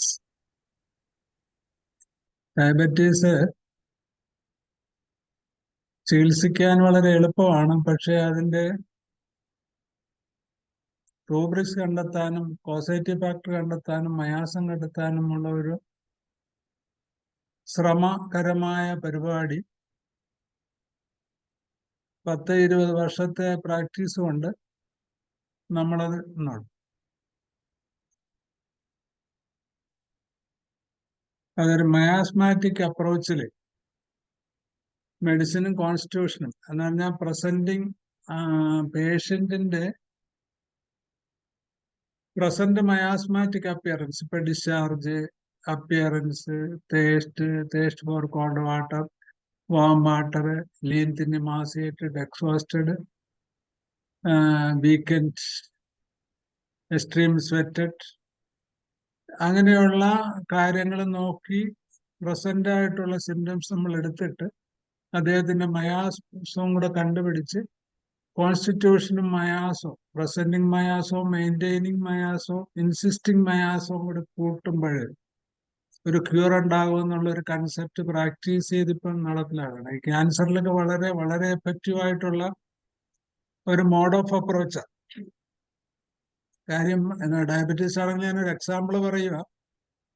ഒരു റൈറ്റ് സൈഡ് ത്രോട്ടിന്റെ ക്യാൻസറിൽ ഭയങ്കരമായിട്ട് റൈറ്റ് സൈഡ് ലിംഫഡിനൈറ്റിസ് ഉണ്ടാകും. ആക്ച്വലി സ്കാൻ റിപ്പോർട്ട് അല്ലാതെ നമുക്ക് ഈ അൾസർ കാണാൻ പറ്റുന്നില്ല. അതിനകത്ത് 2-3 വാക്കുള്ളത് തന്നെ: proliferative destructive lesions extending to the left side of the arteries. Artery destruction ഉണ്ട്, ബ്ലീഡിംഗ് ഉണ്ട്, പ്രോലിഫറേറ്റീവ് ആണ് റൈറ്റ് സൈഡ്. ലീഷൻ നമുക്ക് കണ്ടുകൂടും. പക്ഷെ ഒരു ചെറുനാരങ്ങയുടെ വലിപ്പത്തിൽ 2-3 ലിംഫഡിനൈറ്റിസ് ഉണ്ട്. നമ്മള് അയാളുടെ കോൺസ്റ്റിറ്റ്യൂഷൻ തിരക്കി വന്നു കഴിഞ്ഞാൽ അയാൾ പുതയ്ക്കത്തില്ല. നിങ്ങൾക്ക് ഫിനാൻഷ്യൽ ക്രൈസിൽ ഒത്തിരി വിഷമങ്ങളുണ്ട്. ബിസിനസ് ഫെയിലുവർ ഉണ്ടായതുകൊണ്ട് അദ്ദേഹം ഒരു മോഡിയാണ്. പിന്നെ റീകൂപ്പ് ചെയ്യാൻ പറ്റിയില്ല. റിസർവ്ഡ് ആണ്, കൺസലേഷൻ അഗ്രവേഷൻ ആണ്, ഒരു ക്ലോസ് മൗണ്ടഡ് മാനാണ്, എക്സ്ട്രീം സെറ്റ് ഉണ്ട്, വാം പ്രിഫർ ചെയ്യുക. അദ്ദേഹത്തിന്റെ ലെഫ്റ്റ് സൈഡിൽ വന്ന ഒരു ട്യൂമർ ലെഫ്റ്റ് സൈഡ് അൾസറേഷനോ. അപ്പൊ നമ്മളതിനകത്ത് ഒന്ന് ഡിസ്ട്രക്റ്റ്, ഒരു സിബിലിറ്റിക് ഡിസ്ട്രക്ഷൻ ഉണ്ട്, അതിനകത്തൊരു ട്യൂബർക്കുലർ ഇൻഫ്ലേഷൻ വിത്ത് ബ്ലീഡിംഗ് ഉണ്ട്, റൈറ്റ് സൈഡിലാണ് ലീഷൻ, റൈറ്റ് ലങ് ഇൻവോൾവ്മെന്റ് ഉണ്ട്, ലിംഫഡിനൈറ്റിസ് വിസിബിളാണ്. നമ്മൾ അതിന് കൊടുത്തത് അയാളെ ഒരു നാട്രമോർ പേഷ്യന്റ് ആണ്, മത്സ്യത്തൊഴിലാളിയാണ്, കുറെ കാലമായിട്ട് മത്സ്യം പിടിക്കാൻ പോകുന്നില്ല. കണ്ടിന്യൂസ് ഉടക്കമീനൊക്കെ തിന്നുമായിരുന്നു, ക്രേവിങ്സ്.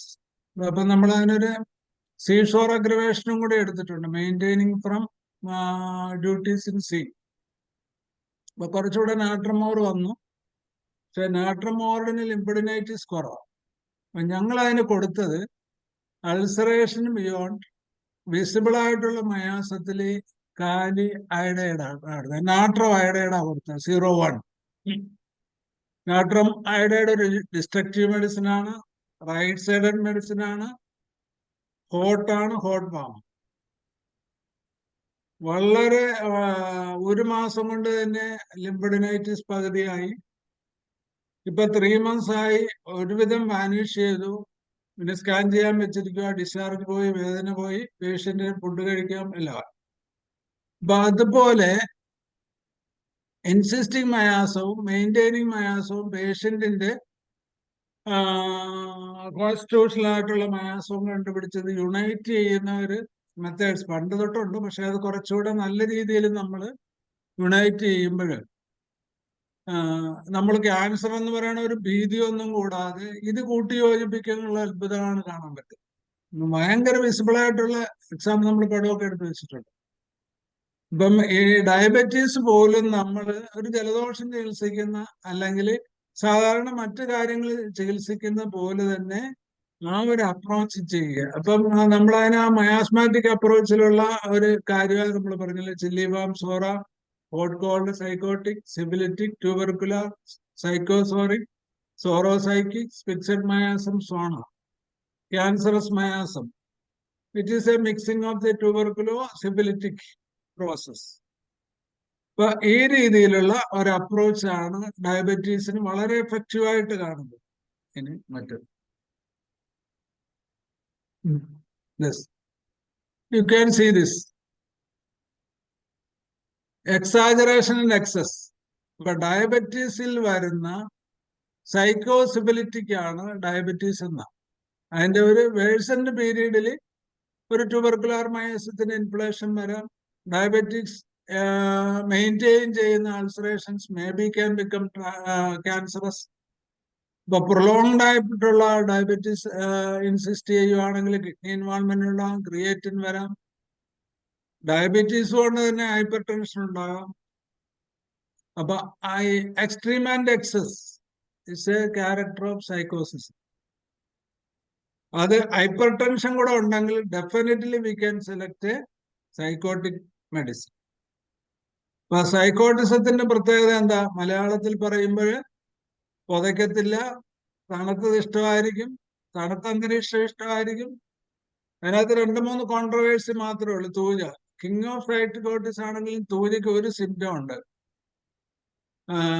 ഒരു സോറിക് സിംറ്റം ഉണ്ട്, എന്ന് വെച്ചാൽ early morning aggravation of sneezing തൂജയ്ക്കുള്ള. അതുകൊണ്ട് തന്നെ തൂജയ്ക്ക് ഫുൾ മാർക്ക് നമുക്ക് കൊടുക്കാൻ. പക്ഷേ നാട്രമോറിൽ, പൾസാറ്റിലയിൽ, ഐഡത്തിൽ, കാർബോഹൈഡ്രേറ്റിലൊക്കെ നമുക്ക് നോക്കിയാൽ, സൈക്കോട്ടിക് മെഡിസിൻ നമുക്ക് നോക്കിയാൽ ഒരിടത്ത് പോലും അഗ്രവേഷൻ ബൈ കോൾഡ് ഇല്ല. അതിന്റെ റിസർവ്ഡ് ക്യാരക്ടേഴ്സ് ഉണ്ട്. ചിലർ ആക്റ്റീവ് ആയിരിക്കും, ചിലർ സ്ലഗിഷ് ആയിരിക്കും, ചിലപ്പോൾ മൂഡ് ഓഫ് ആയിരിക്കും, ചിലർ മൂഡ് ഓൺ ആയിരിക്കും, ചിലർ എക്സ്ട്രീം ആൻഡ് എക്സസ് ആയിരിക്കും, ചിലർ ഡിപ്രസ്ഡ് ആൻഡ് ലൂസിനെസ് ആയിരിക്കും.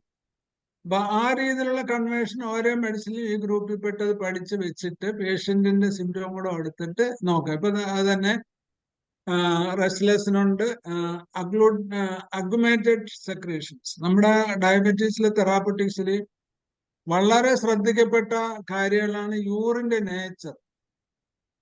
Blood urine, blood coloured urine, yellow urine, greenish urine, pink urine, offensive urine. അങ്ങനെ അപ്പൊ നമ്മള് ഡയബറ്റീസിൽ വരുമ്പോൾ യൂറിന്റെ nature, scanty urine, profuse urine, thirstless, excessive thirst, greediness of eating, anorexia, ഇതെല്ലാം നമ്മൾ ഇതിന്റെ കൂടെ കൂട്ടിച്ചേർക്കേണ്ട കാര്യങ്ങളാണ്. ഇപ്പം ആ സെക്രീഷൻസിന്റെ നേച്ചർ വളരെയേറെ ഇമ്പോർട്ടൻസ് ആണ്. നമ്മളൊരു മുൻവിധി ഇല്ലാതെ നമുക്ക് കാണാൻ പറ്റും. ഒരു ഹെറിഡിറ്ററി ഇൻഫ്ലുവൻസ് ഉണ്ടെങ്കിൽ തീർച്ചയായിട്ടും കാഴ്സനോജൻ മാത്രം കൊടുത്താൽ, കാഴ്സനോസിൻ മാത്രം കൊടുത്താൽ മതിയാകും. നമുക്ക് വെയിറ്റ് ചെയ്യാനുള്ള ഒരു ക്ഷമ വേണം. ആക്ച്വലി എൻ്റെ അനുഭവത്തില് പലപ്പോഴും നമ്മൾ തന്നെയുള്ള കോൺഫിഡൻസ് ഇല്ലാത്തതുകൊണ്ട് വളരെ സ്പെസിഫിക് ആയിട്ടുള്ള സിംറ്റത്തിന്റെ മെഡിസിൻ കൊടുത്ത് അതിന്റെ കൂടെ സെസീരിയോ മിനിമയോ അല്ലെങ്കിൽ എന്തെങ്കിലും നമ്മൾ കോമ്പിനേഷൻ ഉപയോഗിക്കില്ല. അങ്ങനെ കോമ്പിനേഷനൊക്കെ ഉപയോഗിച്ച് നമ്മളുടെ PD പ്രാക്ടീസിലുള്ള ഒരു റഫ്നെസ് ഓഫ് അപ്രോച്ചിലാണ് നമുക്ക് ഫെയിലിയർ വന്നത്. പണ്ട് ഒരു 12 വർഷം മുമ്പ് ആലപ്പുഴ മെഡിക്കൽ കോളേജിലെ അന്നത്തെ ഫേമസ് ആയിട്ടുള്ള ഗൈനക്കോളജി ഡോക്ടർ അവിടുത്തെ ഒരു അവസരനോട് പറഞ്ഞ് അത് അവരുടെ മെൻസസ് ഫസ്റ്റ് ഉണ്ടായ 2 മാസം, പിന്നെ സെക്കൻഡറി അമിനോറിയയില് സ്കാൻ ചെയ്തിട്ട് പറഞ്ഞു atrophied infantile uterus, ovary not visible, അവർക്ക് പീരീഡ് ഇല്ല. അപ്പൊ ആ ഡോക്ടർ എൻഡോക്രൈൻ ഡിപ്പാർട്ട്മെന്റ് ഡോക്ടർ എഴുതി വെച്ചു infantile uterus there is no scope. Ultimately ആ കൊച്ചിനോട് പറഞ്ഞു നിങ്ങളൊരു സന്യാസ രൂപത്തിൽ ഡോക്ടർ നല്ലതല്ലേ, പ്രൊഫഷണല് ഹാൻഡ്ലി രക്ഷപ്പെടും, ബാധ്യതയില്ലാതൊക്കെ ചെയ്തിനെപ്പറ്റി ബോധർ ചെയ്യണ്ട, ഇനി അത് സാധിക്കത്തില്ല. അപ്പൊ അവര് കേട്ടറിഞ്ഞ് എൻ്റെ അടുത്ത് വന്ന ആ കുട്ടി അന്ന് MBBS ഫസ്റ്റ് ഇയർ. ഇവര് വന്ന് നമ്മളാകെ തപ്പി നോക്കി വന്നു കഴിഞ്ഞപ്പോഴും ഒരു റെയർ പെക്യൂലർ ആയിട്ട് കണ്ടത് അവരുടെ കാലില് ഒരു എക്സിമ, റൈൽ ലെഗ്സ് വിത്ത് ഇച്ചിങ്. ഇവരുടെ നമ്മൾ ഈ ഡീറ്റെയിൽസ് ഇറക്കി പറഞ്ഞു. ഈ മെൻസസ് സപ്രസ് ചെയ്യണം. 1-2 ആഴ്ച മുമ്പാണ് കാലിൽ എക്സിമ ഉണ്ടായത്. ഞാൻ അലോപ്പതി പോയി മരുന്ന് ചെയ്തു. എക്സിമ അപ്പൊ കുറഞ്ഞു, ഓയിൻമെന്റ് ഇട്ട്. പക്ഷെ എന്റെ മെൻസസ് നിന്നു.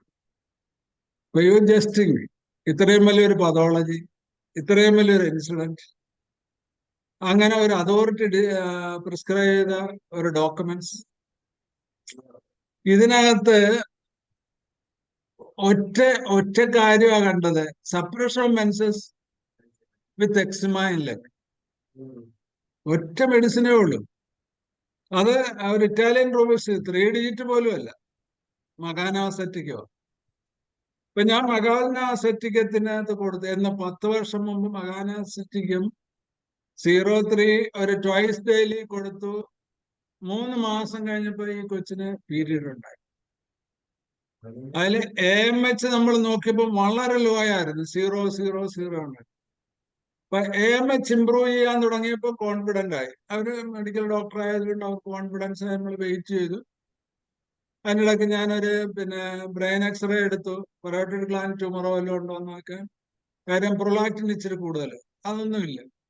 അപ്പൊ 3 മാസം കഴിഞ്ഞപ്പോ അതിന് പീരീഡ്സ് കിട്ടി. അന്ന് ഞാൻ ഗാനാസെറ്റിക്കും 06 ഒരു 3, 4, 5, 6, 8 മാസം വരെ മെൻസസ് നോർമൽ ആയിരുന്നു. ചെറുത്തിന് ഡിലേ ആണെങ്കിലും മെൻസസ് നോർമലായി കഴിഞ്ഞു. അവര് മരുന്ന് നിർത്താൻ പറഞ്ഞു, നിർത്തിപ്പോയി. 2-3 കൊല്ലം കഴിഞ്ഞപ്പോ വീണ്ടും അമിനോറിയ. അപ്പൊ അത് MBBS കഴിഞ്ഞു. വീണ്ടും എൻ്റെ അടുത്ത് വന്നു. ഞാൻ അന്ന് വീണ്ടും മകാനാസെറ്റിക് 6, അതിൻ്റെ ഇടയിൽ ഇത് വാനിഷ് ചെയ്തു ഈ എക്സിമ. അത് കഴിഞ്ഞു. അവരുടെ പീരീഡ്സ് കല്യാണമായി. നമ്മൾ മകാനാസെറ്റിക് 6 വൺസ് ഡെയിലി കൊടുത്തു. ഇച്ചിരി ഹിർസൂട്ടിസം ഉണ്ടായിരുന്നു. ഇച്ചിരി മീശ വളരാൻ തുടങ്ങി. ഞാൻ അതിന് നമ്മുടെ ഏറ്റവും നല്ല എഫക്റ്റീവ് മെഡിസിൻ ഒരു കാര്യം കൂടെ കൺഫേം ചെയ്യുക. ഇത് ഇന്റേണൽ ഓർഗനിൽ ക്ലിറ്റോറിസ് ഒരു അൺവാണ്ടഡ് ഡെവലപ്മെന്റ്സ് ഉണ്ടാവുന്ന ഇതിന്റെ കൂടെ ഹിർസൂട്ടിസിന് അതുണ്ടെങ്കിൽ ടെസ്റ്റിസ് ആണ് ഏറ്റവും ബെസ്റ്റ് മെഡിസിൻ. നമ്മളെ ടെസ്റ്റിസും കൂടെ കൊടുത്തു. അവര് മാരീഡായി, ഇപ്പൊ പ്രഗ്നന്റ്. അപ്പൊ ഞാൻ പറഞ്ഞത് കീനോട്ടിലുള്ള ഒരു മൈൽഡ് ആയിട്ടുള്ള ഒരു സിംറ്റം, അതിനകത്ത് ഡിപ്പെൻഡ് ചെയ്തുള്ള പ്രിസ്ക്രിപ്ഷൻ, അതിനകത്ത് മാറില്ല. വേറെ നമ്മൾ ഒരു കാര്യവും ചെയ്തില്ല, അത് രക്ഷപ്പെട്ടു. 10 വർഷം ഓരോ കാര്യങ്ങൾ അവരിൽ വന്നതിലൊക്കെ മകാനാസെറ്റിക്കത്തിന്റെ ഇൻക്രീസ്ഡ് പൊട്ടൻസി എല്ലാം ഒന്നും കൊടുത്തില്ല. അതുപോലെ തന്നെ ഡയബറ്റിക് ആങ്കറിനുണ്ടോ, എത്ര മോശമുള്ള അവസ്ഥയിലും നമുക്ക് സീക്കലി കോറ കൊടുക്കാം. സീക്കലി കോറ കൊടുക്കുമ്പോൾ നമ്മൾ പലപ്പോഴും അതിന്റെ കൂടെ വേറെ മെഡിസിനും കൂടെ കൊടുക്കുന്നത് കൊണ്ടോ, അല്ലെങ്കിൽ മോഡേൺ മെഡിസിൻ കഴിച്ചിട്ട് വരുമ്പോൾ മോഡേൺ മെഡിസിൻ ഗ്രാജുവലി വിഡ്രോ ചെയ്യാൻ, അത് പെട്ടെന്ന് നമ്മൾ വിഡ്രോ ചെയ്താലൊക്കെ വേറെ കാര്യങ്ങൾ ഉണ്ടാകുന്നുണ്ടോ. അപ്പൊ ഞാൻ എന്റെ പ്രാക്ടീസ് ചെയ്യുന്ന ഗ്രാജുവലി നിൽക്കിച്ച കുറയുമ്പോൾ നിങ്ങൾ കുറച്ചാൽ മതി. വിത്ത് ഇൻസുലിൻ ആണെങ്കിലും അതെ. പിന്നെ കഴിഞ്ഞ ഒരു 2 വർഷമായിട്ട് നമുക്ക് കുറച്ചുകൂടെ അച്ചീവ്മെന്റ് ഇതിനകത്ത് വന്നത്, നമ്മുടെ ഈ മലയാളികൾക്ക് ചോറും ഗോതമ്പും കഴിച്ചാൽ ഡയബറ്റീസ് കുറയാൻ ഭയങ്കര പാടാണ്. ഈവൺ വിത്ത് മോഡേൺ മെഡിസിനിൽ 2, 3, 4 മെഡിസിനും ഇൻസുലിനും കൊടുത്താലും ഫാസ്റ്റിംഗ് ഷുഗർ 220 ഒക്കെ ആയിരിക്കും. അതിനെപ്പറ്റി അവർക്ക് ബോധറിങ് ഇല്ല, അവർക്ക് വിഷമമില്ല. പക്ഷെ ഒരു ഹോമിയോ ഡോക്ടർ ചികിത്സിക്കുമ്പോൾ 120, 140 ആയി കഴിഞ്ഞാൽ അവർ ഭയങ്കരമായിട്ട് ബോധറിങ്. അത് പറഞ്ഞ് നമ്മൾ മനസ്സിലാക്കുക. അപ്പൊ അതിന് ഏറ്റവും നല്ലത് മില്ലറ്റ്. 2, 3, 4 മില്ലറ്റ് കഴിക്കുക. നമ്മൾ ബെസ്റ്റ് ഇൻഡിക്കേറ്റഡ് മെഡിസിൻ കൊടുത്തിട്ട് വെയിറ്റ് ചെയ്യുക. അവരുടെ മനസ്സിന്റെ തലം, നെർവസ് തലം, ഓരോ ഓർഗൻ, ഡയബറ്റീസ് വിത്ത് പാൻക്രിയാസ് ഡിവിഷൻസ്, വിത്ത് ലിവർ പതോളജി, വിത്ത് ലങ് പതോളജി, വിത്ത് ഇൻഡസ്ട്രിയൽ പതോളജി, വിത്ത് യൂട്രൈൻ പതോളജി, ഇതെല്ലാം നമ്മൾ ശ്രദ്ധിച്ചിട്ട് നമുക്ക് മെഡിസിൻ ഉണ്ടായിന് കറക്റ്റായി. അപ്പൊ നമുക്കൊരു ക്ലൂ കിട്ടിയാൽ ഏറ്റവും ബെസ്റ്റ് ആ ഒരു സിംഗിൾ മെഡിസിൻ കൊടുക്കുക.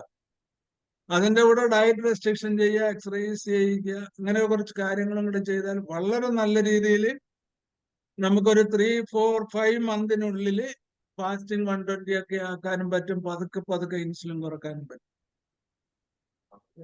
ഇപ്പൊ ഡയബറ്റിക്സ് ട്രീറ്റ്മെന്റിലോ, കാർഡിയാക് ഡിസീസ് ട്രീറ്റ്മെന്റിലോ, ക്യാൻസർ ഡിസീസിലോ ഒക്കെ ഈവൻ മോഡേൺ മെഡിസിന്റെ പോലും ഒബ്സർവേഷനിൽ WHO ഒക്കെ നിഗമനത്തിലും അവര് ചോദിക്കുന്നത് ഇത് ക്യൂറായോ ഇല്ലെന്നല്ല, ആ പേഷ്യന്റിന്റെ വെൽബീയിങ് എങ്ങനെ, അവരുടെ റൊട്ടീൻസ് എങ്ങനെ നന്നായിട്ടുണ്ടോ, അപ്പിറ്റേറ്റ് കൂടിയിട്ടുണ്ടോ, ഫിസിക്കൽ വെൽ കൂടിയിട്ടുണ്ടോ, അവരുടെ ജീവിതത്തിന്റെ എഫിക്കസി കൂടിയിട്ടുണ്ടോ, ആ സ്റ്റാറ്റസ് ആണ് നമുക്ക് നോക്കേണ്ടത്, വിത്ത് റിഡക്ഷൻ ഇൻ ഷുഗർ.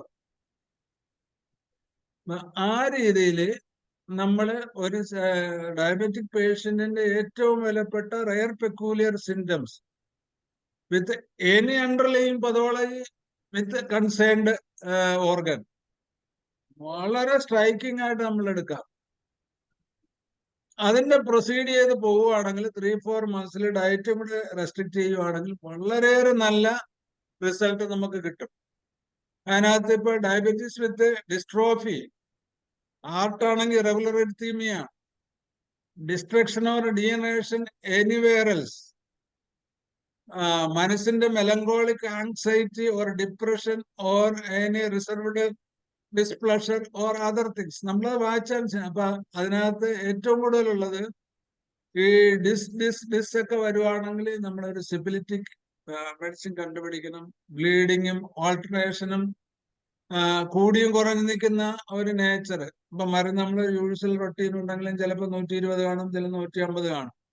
അപ്പൊ alteration of the symptoms of a pathological underlying disease, so tuberculosis the best intercurrent medicine. ഇപ്പൊ ട്യൂബർകുലിനെ നമ്മൾ വേറെ ഏതെങ്കിലും വലുതായിട്ട് ശക്തമായിട്ട് ഒരു മെഡിസിനിലെ ഇംപ്രൂവ് ചെയ്യുന്ന കേസിലാണെങ്കിൽ നമുക്ക് ചെയ്യാൻ അവയർ 200 കൊടുത്താൽ മതി. അപ്പൊ ട്യൂബർകുലിനകത്ത് ദോഷം വരത്തില്ല. തിരിച്ച് കാർഡിയാക് പതോളജി ഉണ്ടെങ്കിൽ ട്യൂബർകുലൻ കൊടുക്കരുതെന്നാണ്.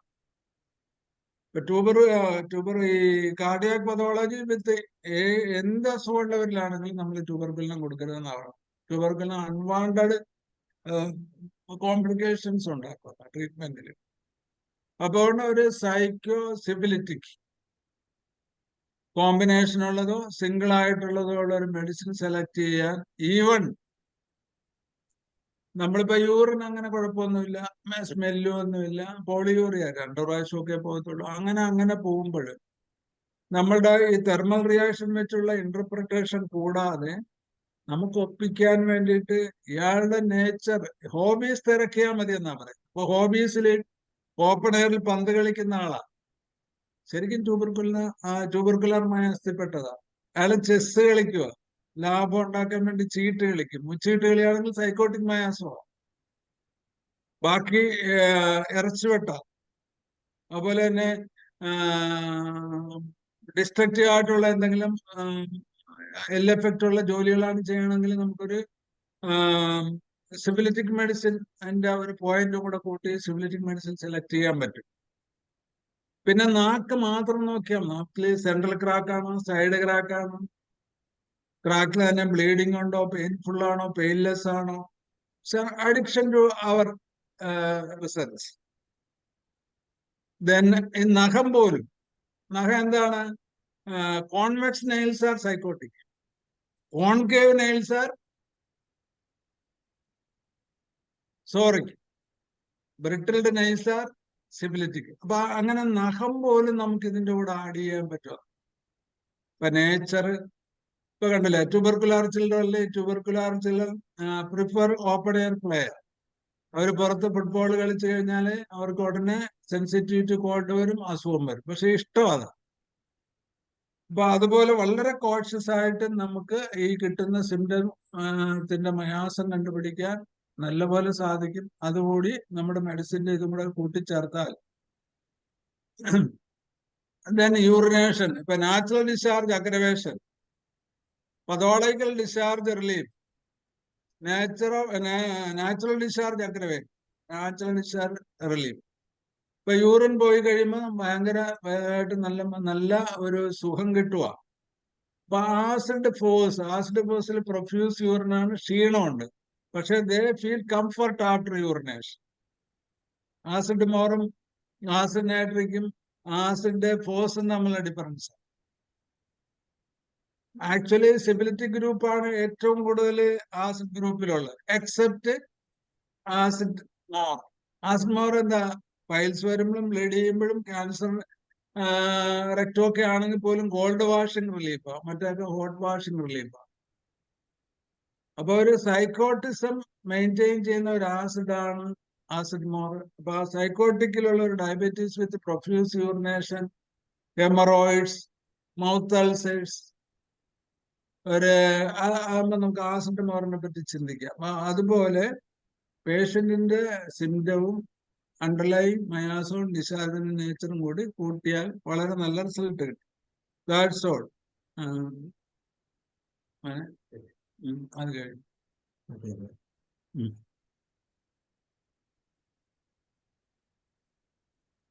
ഇത് ഓപ്പറേറ്റ് ചെയ്താണ് ഇതിനു മുമ്പ്.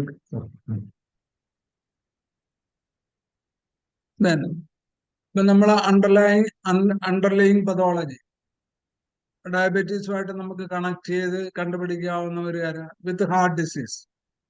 ഹാർട്ട് ഡിസീസിൽ മെയിൻ ആയിട്ടുള്ള ഒരു മെഡിസിനാണ് ക്ലോറോപൊറോമൈസിൻ, aurum metallicum, plumbum metallicum, follow up with സിസീലിയം. അപ്പൊ സിസീലിയത്തിന്റെ ഒരു പ്രത്യേകത എന്താണ്, സിസീലിയം മെലിഞ്ഞു പോകും, ഇമാസിയേഷൻ ഉണ്ടാകും ഡയബറ്റീസിൽ. അപ്പൊ അത് സിസീലിയം കൊടുക്കാൻ നമുക്ക് മയാസം പറ്റുന്നുണ്ടെങ്കിൽ, പേഴ്സണാലിറ്റി കോൺസ്റ്റിറ്റ്യൂഷൻ പറ്റുന്നുണ്ടെങ്കിൽ സിസീലിയം കൊടുത്താൽ ക്ഷീണം മാറും, വണ്ണവും വെക്കുമെന്നാവുന്നുണ്ട്. സിസീലിയത്തിന് പോളിയൂറിയ ഉണ്ടാകും, ഇച്ചിങ് ഉണ്ടാകും.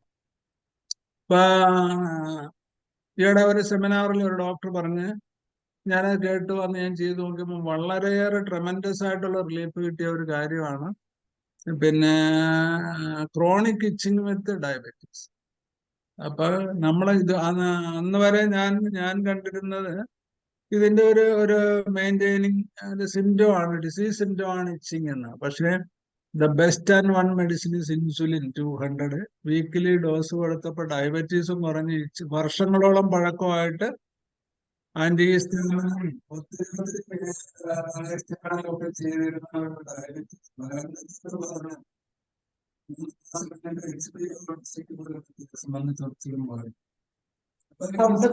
സാർ എന്തോ ഒരു സൗണ്ട് ക്ലിയർ ആവുന്നില്ല സാർ.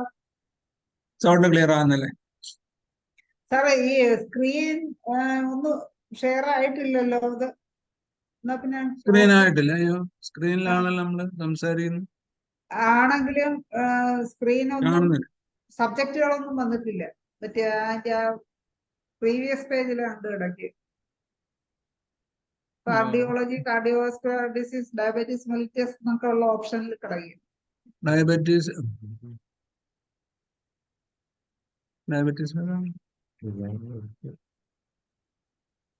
ഇപ്പൊ കാണാവോ? ഇല്ല, സ്ക്രീൻ ഓപ്പൺ ആയില്ല.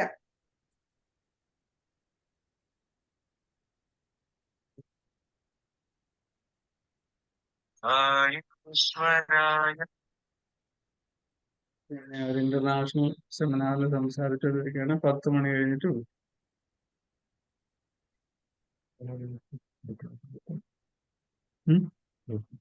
കാണാവോ? കാണാൻ വയ്യ സാർ. കാണാൻ വയ്യ. എന്താണ്? അല്ലല്ല, കാണാൻ മറ്റേതല്ലേ.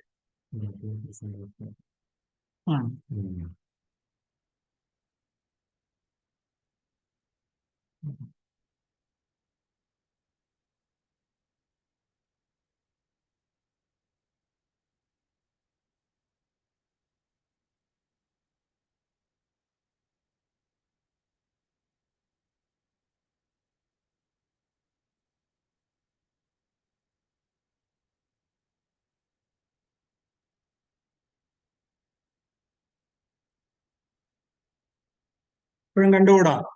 സാറിനെ കാണാം. എന്നെ കാണാല്ലേ?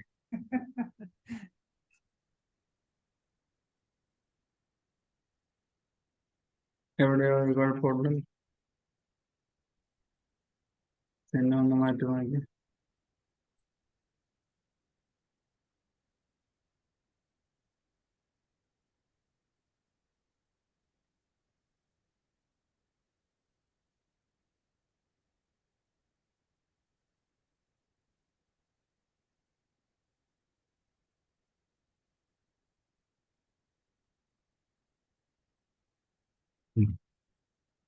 നോക്കിയാ മതി. അപ്പൊ ഡയബറ്റീസ് ഇപ്പൊ കേക്കാവോ എന്നെ? കേക്കാം. കേക്കാം. ഡയബറ്റീസ് വിത്ത് ആർത്തറിയോസ്ക്ലിറോസിസ്. അപ്പൊ ഹാർട്ട് കംപ്ലൈൻസ് ഉണ്ട്, ഹൈപ്പർ ടെൻഷൻ ഉണ്ടെങ്കിൽ ദ ബെസ്റ്റ് 4 മാസത്തിൽപ്പെട്ട 4 മരുന്നാണ്. ഒന്ന് ക്ലോറോപെർമൈസിൻ, ഒന്ന് ഓർഫമേറ്റ്, ഒന്ന് ബ്രോമോമേറ്റ്, ഒന്ന് സിസേരിയം.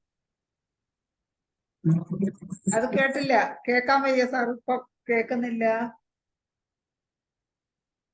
ഡയബറ്റീസ് വിത്ത് ആർട്ടീരിയോസ്ക്ലിറോസിസ്. ഓക്കെ. ഇപ്പൊ കേൾക്കാം. കേൾക്കുന്നുണ്ട്. ഇപ്പൊ കേട്ടു. The first medicine is chloroporomycin. 2 ഓറമെറ്റ്, 3 പ്ലംബമെറ്റ്, 4 സിസീജിയം. ഈ ക്ലോറോപൊറോമൈസിന്റെ ഒരു അലോപ്പതി മെഡിസിനകത്ത് നിന്ന് എടുക്കുന്ന ഒരു മെഡിസിനാണ്. അതിന്റെ ഒരു ഗുണം എന്ന് പറഞ്ഞു കഴിഞ്ഞാല് thrombocytopenia due to the cancerous condition of pancreas or cholangiocarcinoma platelets enormous ആയിട്ട് കുറയുകയും അതുപോലെ തന്നെ ആൽബുമിൻ ചെയ്യുന്ന കണക്റ്റിംഗ് ബോത്ത് പതോളജിയുള്ള ഒരു ഡീജനറേറ്റീവ് ഡിസീസിൽ ഡയബറ്റീസും കൂടെ ഉണ്ടെങ്കിൽ ക്ലോറോപൊറോമൈസിൻ ഈ 3 കാര്യങ്ങളും എഫക്റ്റീവായിട്ട് ആക്ട് ചെയ്യുമെന്നാണ് നമുക്ക് കിട്ടുന്ന റിസൾട്ട്. എന്ന് വെച്ചാൽ ഇൻക്രീസ് ത്രോംബോസൈറ്റോപീനിയ കുറയും, പ്ലേറ്റ്ലെറ്റ്സ് കൂടും, ആൽബുമിൻ കൂടും, ഗ്ലോബുലിൻ കുറയും. ലിവർ ഫെയിലുവർ മെയിൻറ്റെയിൻ ചെയ്യാൻ, കുറക്കാൻ നമുക്ക് വളരെയേറെ ഗുണം ചെയ്യുന്ന ഒരു മെഡിസിനാണ് ക്ലോറോപൊറോമൈസിൻ. അതില് diabetes concerned, diabetes with these pathology ഉണ്ടെങ്കിൽ the second medicine is arsenic iodide. വേറെ ഒന്നുമില്ല. ലിവറിന്റെ ഫാറ്റി ലിവർ 2ഓ 3ഓ സിറോസിസ് ഓഫ് ലിവറോ ക്യാൻസർ ലിവറോ ഉള്ളവരിൽ നമ്മൾ ഡയബറ്റീസ് ഉണ്ടെങ്കിൽ the arsenic iodide is the best medicine. If the miasm or constitution related to similar with phosphorus, കാര്യം ഫോസ്ഫറസും സോറോ സൈക്കിക്കാണ്, ആഴ്സനിക് അയോഡൈഡും സോറിക് ബെസ്റ്റും സൈക്കോട്ടിക് സെക്കൻഡുമാണ്. ഫോസ്ഫറസിന്റെ ബെസ്റ്റ് ഫോളോ മെഡിസിനാണ്. ഈവൻ ട്യൂബർക്കുലോസിസിലും ക്യാൻസർ ലങ്ങിലും ഒക്കെ ഫോസ്ഫറസ് ബെസ്റ്റ് ആയിട്ട് വരുവാണെങ്കിൽ കഫ് പറയാൻ വേണ്ടി വളരെ എഫക്റ്റീവായിട്ട് കണ്ടിന്യൂസ് നമുക്ക് കൊടുക്കാവുന്ന ഒരു മെഡിസിനാണ് ആഴ്സനിക് അയോഡൈഡ്. അതുപോലെ തന്നെ ഓറമെറ്റ് സിഫിലിറ്റിക് ആണ്, പ്ലംബമെറ്റ് സൈക്കോസിഫിലിറ്റിക് ആണ്, സിസീജിയം ഒരു സോറിക് പാലിയേറ്റീവ് മെഡിസിനുമാണ്. പിന്നെ റിക്കറന്റ് ആബ്സസ്, ഡയബറ്റീസ് വിത്ത് റിക്കറന്റ് ആബ്സസ് ഉണ്ടെങ്കിൽ the best medicine is arsenic album in chilly patients. If the constitution is calcarea carbo constitution ആണെങ്കിൽ and anxiety, pyromis portunum, fatty, flabby, pyro ഒക്കെ ഉണ്ടെങ്കിൽ കാൽക്കേറിയ ഹൈപ്പോഫോസ് ഡയബറ്റീസും കുറക്കും, റിക്കറന്റ് ആബ്സസും ഒഴിവാക്കാൻ പറ്റും. പിന്നെ റിക്കറന്റ് അക്നി, റയർ ആയിട്ടാണ് നമുക്ക് കിട്ടുന്ന അക്നെ ഒരു അഡലസൻസ് പീരീഡ് പ്രോബ്ലം ആണെങ്കിൽ പോലും അഡൽസില് ഡയബറ്റിയില് ഫേസ് അഗ്നിയിലേക്ക് ഇറപ്ഷൻസ് ഉണ്ടോ ആഴ്സനിക്കം പ്രഭാതം is the best medicine. Arsenicum പ്രമാദം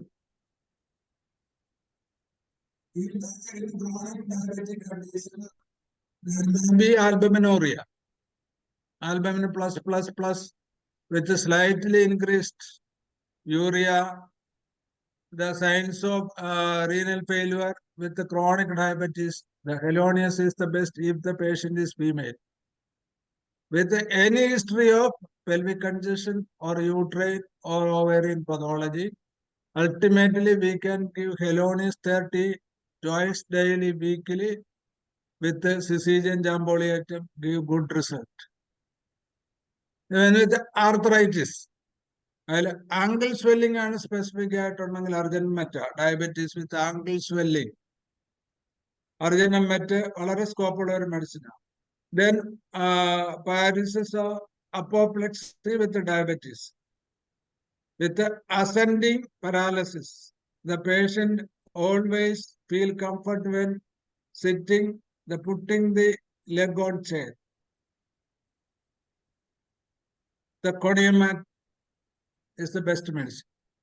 If the recurrent carbuncle and diabetic gangrenal ulcers, the tendency to become carbuncles, crotalus horridus and lacusis. Crotalus horridus syphilitic, lacusis psychosoric. ഇപ്പം മയാസം connect ചെയ്യുന്നുണ്ടെങ്കിൽ ഇതിലേതെങ്കിലും ഒരു medicine കൊടുത്താൽ മതിയാവും. When prolonged and deep-seated ardent constipation with a hard stool, Calcibella aqua. It is a very wonderful medicine prepared from spring of Himalaya. Calcibella aqua 30 twice daily. It can be used continuously. Then you can watch the result within 15 days and assess the prognosis with relief in the stool matter. Then the insulin dependent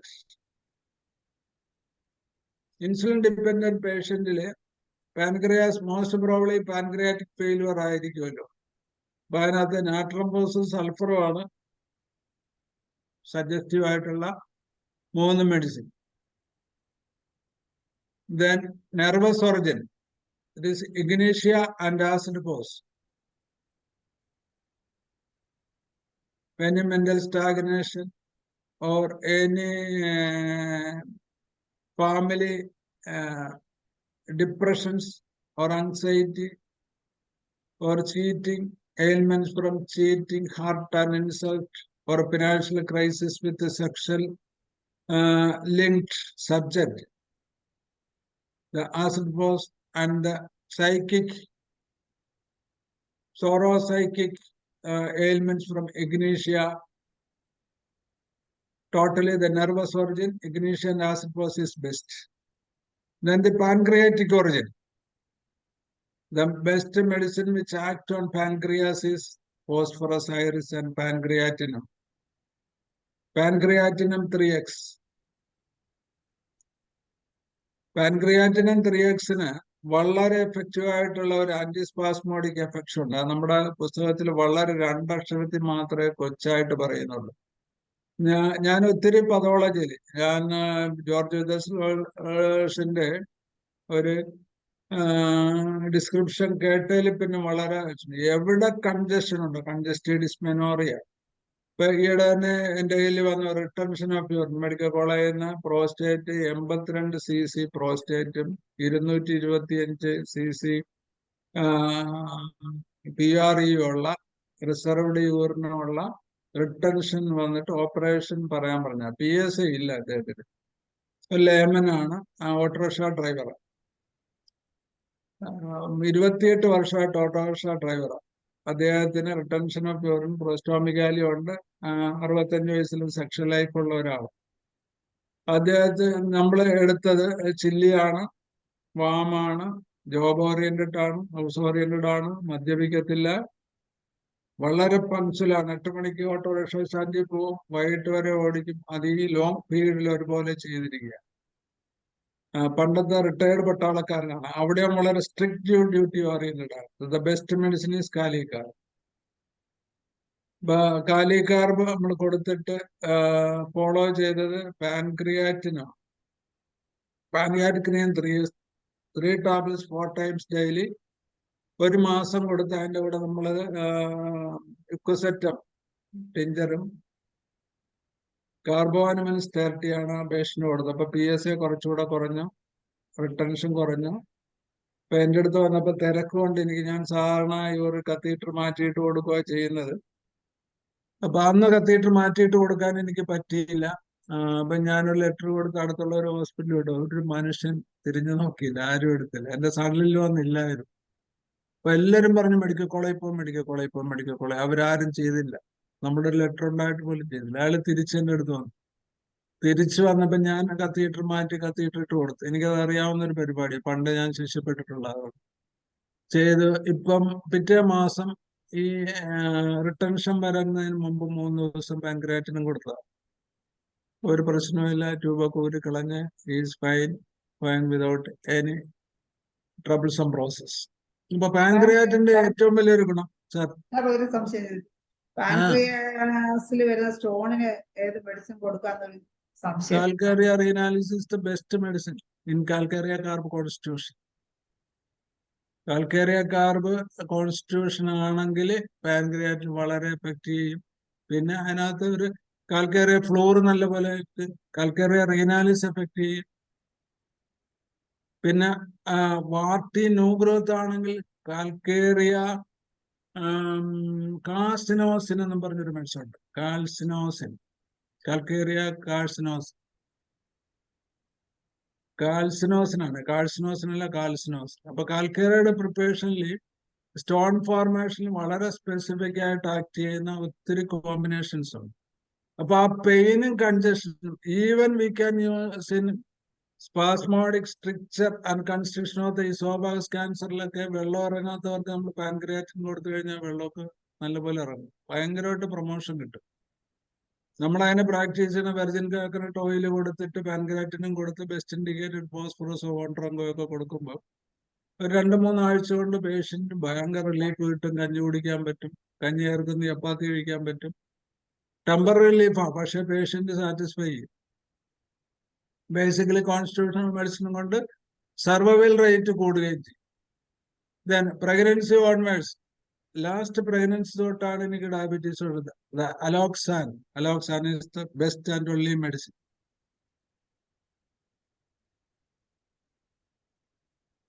പിന്നെ zincum iodide, zincum മെറ്റും, മ്യൂറക്സിന്റെ ഒരു പ്രത്യേകത, രാത്രി 5-10 പ്രാവശ്യം prostate സ്ത്രീകളിൽ urine പോകും വിത്ത് diabetes. പുരുഷന്മാരിലല്ല. പുരുഷന്മാരിലാണെങ്കിൽ Argentine നൈട്രിക്കോ സാബൽസറിലേറ്റോ ഒക്കെ ചിന്തിക്കും. ഇത് ഫീമെയിലാണെങ്കിൽ murex is the best medicine with alloxan. Potency കൊടുത്താൽ മതി. 200 ട്വൈസ്. 200 കൊടുക്കുമ്പോൾ രാത്രിയും രാവിലെ ഓരോ ഡോസ് കൊടുത്തിട്ട് PL കൊടുക്കുക നമ്മൾ ചെയ്യും. ഇല്ലെങ്കിൽ 0.3 കൊടുക്കും. റാപ്പിഡ്ലി ഇൻക്രീസില് ഡയബറ്റീസ് കൊണ്ട് ക്രിട്ടിക്കൽ സ്റ്റേജിലോട്ട് കൺവേർട്ട് ചെയ്യുന്ന പതോളയിൽ എത്തിച്ചേരുന്ന ഡയബറ്റീസ് ക്രോണിക്കില് 3 മെഡിസിനാ പറയുന്നത്. ഒന്ന് വിത്ത് കൺവെൻഷൻ ഉണ്ടെങ്കിൽ കുപ്രമെറ്റ്, ഇല്ലെങ്കിൽ ഡയബറ്റീസ് കീറ്റോസിസ് ഉണ്ടായിട്ട് ഉള്ളൊരു അവസ്ഥയിലാണെങ്കിൽ മോർഫിനം. മൂന്നാമത്തത് പെയിന്റിങ്, കാഴ്ച പോകുന്ന ഒരവസ്ഥ ഉണ്ടെങ്കിൽ ക്യുറാറെ. ഇതാണ് ഡയബറ്റീസിൽ ഏറ്റവും ക്രിട്ടിക്കൽ സ്റ്റേജിൽ യൂസ് ചെയ്യാവുന്ന 3 മെഡിസിൻ: കുപ്രമെറ്റ്, മോർഫിനം, ക്യുറാറെ. ഇത് 3 ഒരു ക്യാൻസർ ഹിസ്റ്ററി,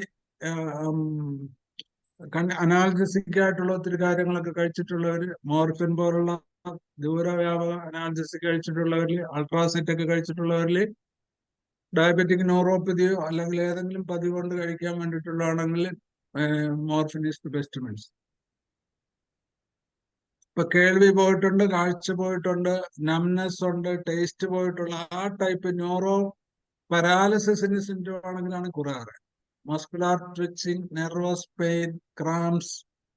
അതാണ് ഡയബറ്റീസിന്റെ ലാസ്റ്റ് സ്റ്റേജിലെങ്കിൽ cuprum met is the best. These 3 medicine വളരെ എഫക്റ്റീവ് ആണ്. 06 ആണ് നമ്മൾ ഫ്രീക്വന്റ് ആയിട്ട് കൊടുക്കുന്നത്. നല്ല ഗുണം ചെയ്യുന്നുണ്ട്. ഇപ്പൊ ഗ്രീഫില്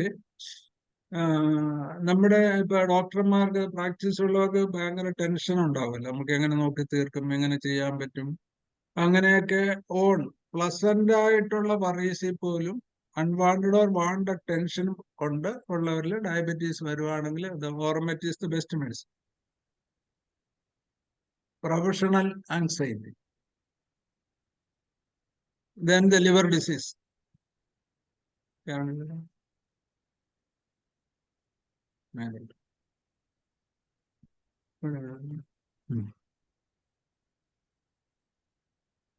ലിവർ ഡിസീസില് നേരത്തെ പറഞ്ഞ arsenic iodide, lactic acid, nux vomica, chionanthus, uranium nitrate. അല്ലെ, ആർസനിക് അയോഡില് നമുക്ക് വളരെയേറെ നന്മ കിട്ടിയിട്ടുള്ളതാണ്. ഇൻസുലിൻ ഇൻടേക്ക് പോലും നമുക്ക് ഒരു 6-8 മാസം കൊണ്ട് ഇൻസുലിൻ കഴിച്ചിരുന്നു. ബാക്കി അവരുടെ ലിവർ എല്ലാം ശരിയായി, പക്ഷെ ഡയബറ്റീസ് മാത്രം കൺട്രോൾഡ് ആയില്ല. എന്റെ സണ്ണിലോട് അടുത്ത് തന്നെ നമ്മൾ വിട്ടിട്ട് സണ്ണിലോ ഇൻസുലിൻ കൊടുത്തു, മറ്റേ ഗുളിക കൊടുത്തിട്ടില്ല. പക്ഷേ നമുക്ക് പതുക്കെ ഒരു 6 മാസം കൊണ്ട് ഇപ്പൊ ഇൻസുലിൻ വിഡ്രോ ചെയ്തിട്ട് HbA1c 6 താഴെയായി, ഫാസ്റ്റിംഗ് 110 ആയി, ഓൾമോസ്റ്റ് ലിവർ പതോളജി പോവുകയും ചെയ്ത് ഗുണം കിട്ടിയ ഒരു മെഡിസിനാണ് ആർസനിക് ആസിഡ്. ലാക്റ്റിക് ആസിഡിന്റെ ഒരു പതോളജി എങ്ങനെയാണ്? ലാക്റ്റിക് ആസിഡ് ഒരു സൈക്കോ പ്രൊമിനന്റ് ആയിട്ടുള്ള മെഡിസിനാണ്. അവർ ഹോട്ടാണ്, കോൾഡ് പ്രിപ്പയർ ചെയ്യും. അസിഡിറ്റി വന്നാൽ പോലും അവർക്ക് തണുത്ത വെള്ളം കുടിക്കുമ്പോഴായിരിക്കും അവർക്ക് ഗുണം കിട്ടുന്നു. Burning, diabetes with burning, intestine burning, ANS burning in the extremities, aggravation night with profuse urination. Lactic acid നല്ല മെഡിസിനാണ്. നെക്സോമിക്ക നമുക്കറിയാമല്ലോ, ഒരു ആൽക്കഹോളിക് പതോളജി, ഒരു മോഡേൺ ലൈഫിന്റെ പതോളജി, ഗ്രീവ്സ്, അത്രയൊക്കെ ഉള്ള കാര്യങ്ങൾ നെക്സോമിക്കയുടെ ബാക്കിയായിട്ട് ചേരുന്ന കോൺസ്റ്റിറ്റ്യൂഷനും ചില്ലി വാമായിട്ടുള്ള ഒരു ഒബീസ് ആയിട്ടുള്ള നെക്സോമിക്കയുടെ സാധാരണയുള്ള ഒരു PG ലെവലിലൊക്കെ നമുക്കറിയാവുന്ന ക്യാരക്ടേഴ്സ്. എന്താ ചിയോനാന്തസിന്റെ പ്രത്യേകത? ചിയോനാന്തസ് എപ്പോഴും ലിവർ കൺസേൺഡ് മെഡിസിനാണ്. എനിക്ക് തോന്നുന്നു കാർഡസിനേക്കാളും സിൽഡോണിയത്തിനേക്കാളും ഒക്കെ ഏറ്റവും ഉന്നതിയിൽ പതോളജിക്കൽ പ്രോസസ്സ് കൺട്രോൾ ചെയ്യാൻ നമുക്ക് ഉപയോഗിക്കാവുന്ന ഒരു ഏറ്റവും നല്ല മെഡിസിനാണ് ചിയോനാന്തസ്. അതിനകത്ത് ഒരു കൊളസ്ട്രീമിയക്ക് ഒരു ക്യാരക്ടറുണ്ട്. ലിപ്പിഡ്, ട്രൈഗ്ലിസറോൾ കൂടുതലായിരിക്കും, ടോട്ടൽ കൊളസ്ട്രോളും കൂടുതലായിരിക്കും, ബാക്കിയെല്ലാം നോർമൽ ആയിരിക്കും. ചിയോനാന്തസിന്റെ കൊളസ്ട്രോൾ ലെവൽ. അപ്പൊ ഷുഗറിൽ ചിയോനാന്തസിന്റെ ഷുഗർ എന്ന് പറഞ്ഞു കഴിഞ്ഞാൽ ഫാസ്റ്റിംഗ് ഷുഗർ കൂടുതലായിരിക്കും, PPBS കുറവായിരിക്കും. റയർ പെക്യുലർ ആയിട്ട് വരുന്ന ഒരു സിംറ്റമാണ്. പിന്നെ സ്പ്ലീനോമിഗാലി കൂടെ വരാം. സിറോസിന് മുമ്പുള്ള ലിവർ പതോളജിയ. ഇപ്പൊ ഫാറ്റി ലിവർ 4 വരെ ചിയോനാന്തസിന്റെ പരിധിപ്പെടും. പിന്നെ കൊളഞ്ചോ കാർസിനോമയിലൊക്കെ ഒബ്സ്ട്രക്ഷൻ കൊണ്ട് ഇച്ചിങ്ങും വരികയും സ്റ്റൂള് നോർമൽ ആവും. യെല്ലോ കളറും വൈറ്റ് കളറും ഉണ്ടാകത്തില്ല, അല്ല ഡാർക്ക് കളറും യെല്ലോ കളറും ഉണ്ടാകാതെ നോർമൽ കളർ ഓഫ് സ്റ്റൂളും ഗ്രാജുവലി ഇൻക്രീസിങ് ബൈലും അപ് ടു 15-16 ഒക്കെ വരെയുള്ളതാണെങ്കിലും ചിയോനാന്തസ് നമുക്ക് കൊടുത്താൽ നല്ല റിസൾട്ട് കിട്ടും. നമ്മൾ ചിയോനാന്തസിന്റെ മയാസത്തോട് അടുത്ത് പോണ ഒരു മെഡിസിനാണ് മംഗാനം സൾഫ്. മംഗാനം സൾഫ് സിബിലിറ്റിക് മെഡിസിനാണ്. ചിയോനാന്തസ് സൈക്കോസിബിലിറ്റിക് ആണ്.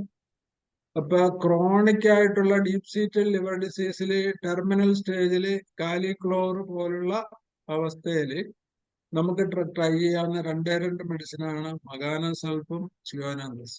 പെട്ടെന്ന് ബയൽ കുറയും. ഇതെന്താ അതർ മെഡിസിൻ? യുറേനിയം നൈട്രിക്കം.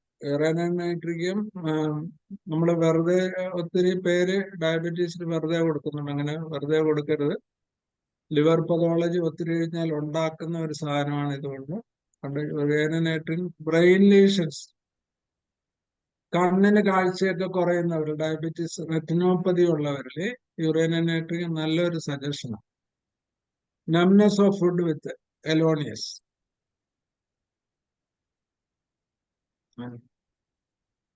ഓക്കെ, കേട്ടു.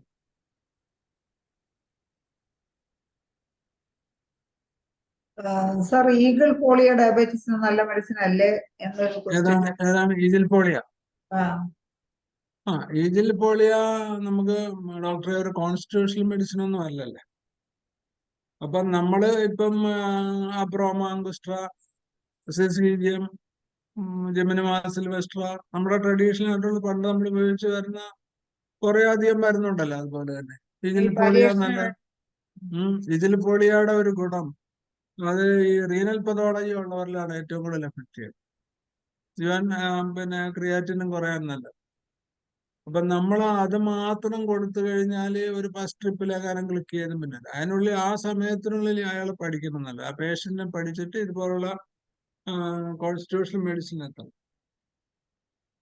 Then the butyric acid. Butyric acid ഒരു യൂറിക് ആസിഡ് ഡയാത്തസിൽ ആക്ട് ചെയ്യുന്ന ഒരു മെഡിസിനാണ്.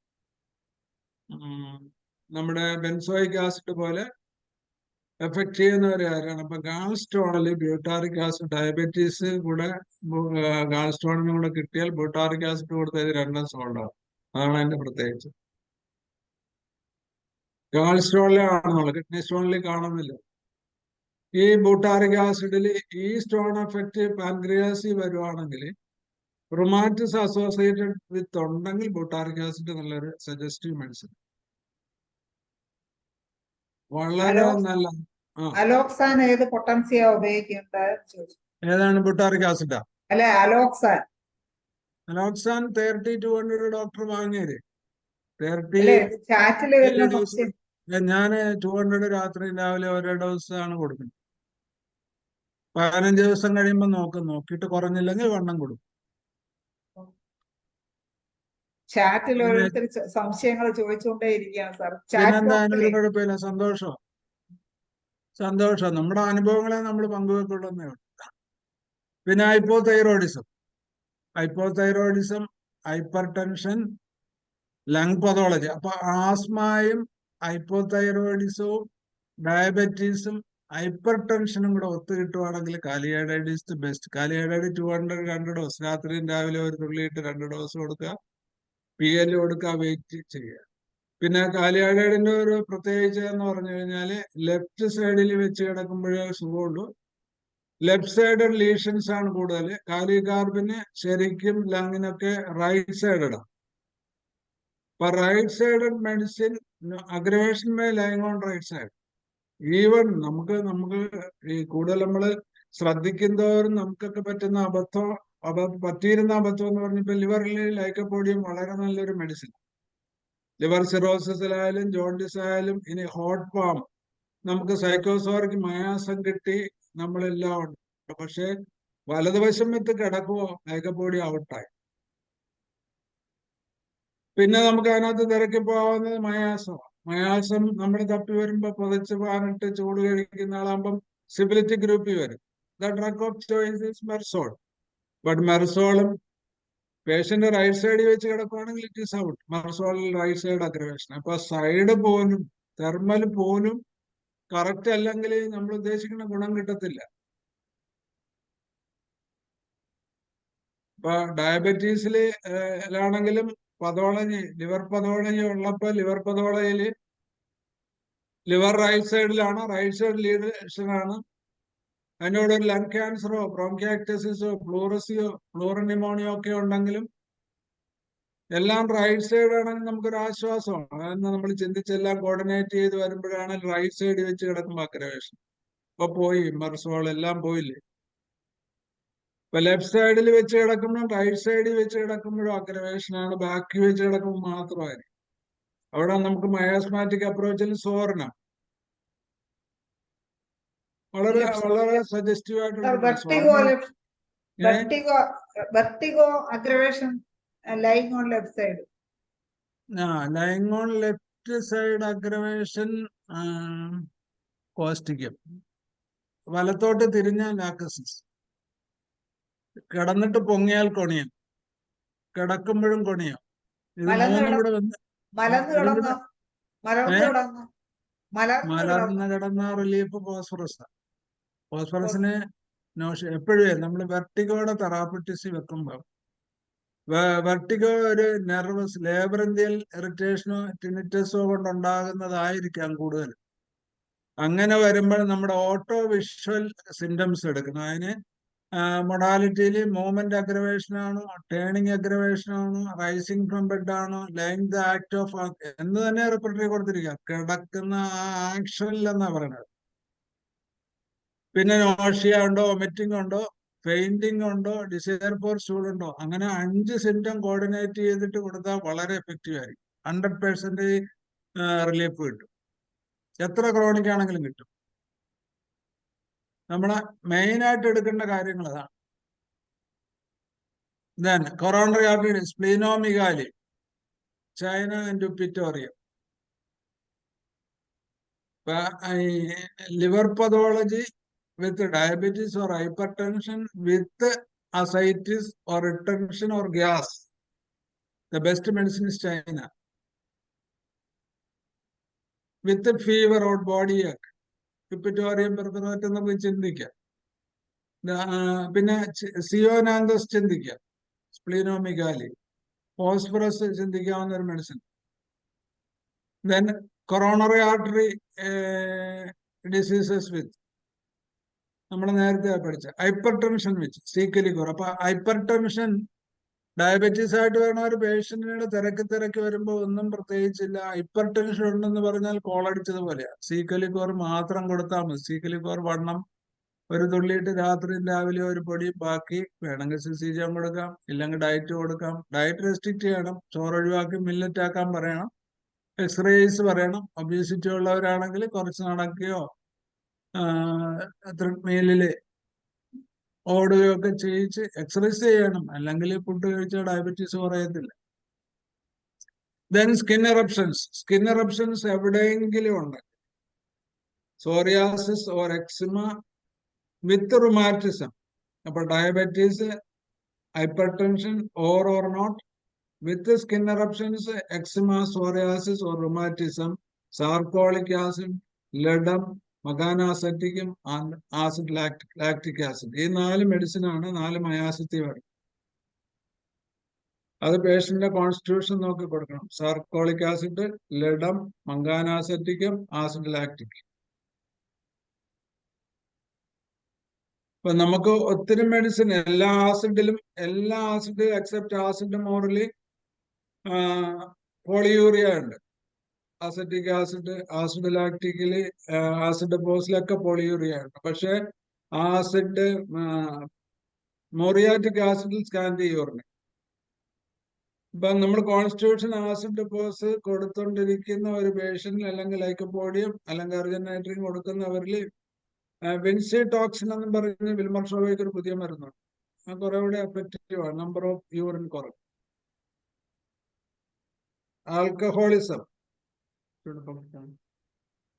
ആൽക്കഹോളിസത്തില് if the patient is psychosoric or soric, the medicine is Nexomic. ഇപ്പൊ സോറിക് അല്ല, സിബിലിറ്റിക്കും അല്ല, മെഡോർണ എന്ന് പറഞ്ഞ ഒരു ഡിസർവ്ഡ് ക്രേവിംഗ് ആണ്. ആൽക്കഹോളിനോടുള്ള അഫിനിറ്റി അതുവഴി ഇൻസിസ്റ്റിംഗ് പെതോളജി ഉണ്ടാക്കുക.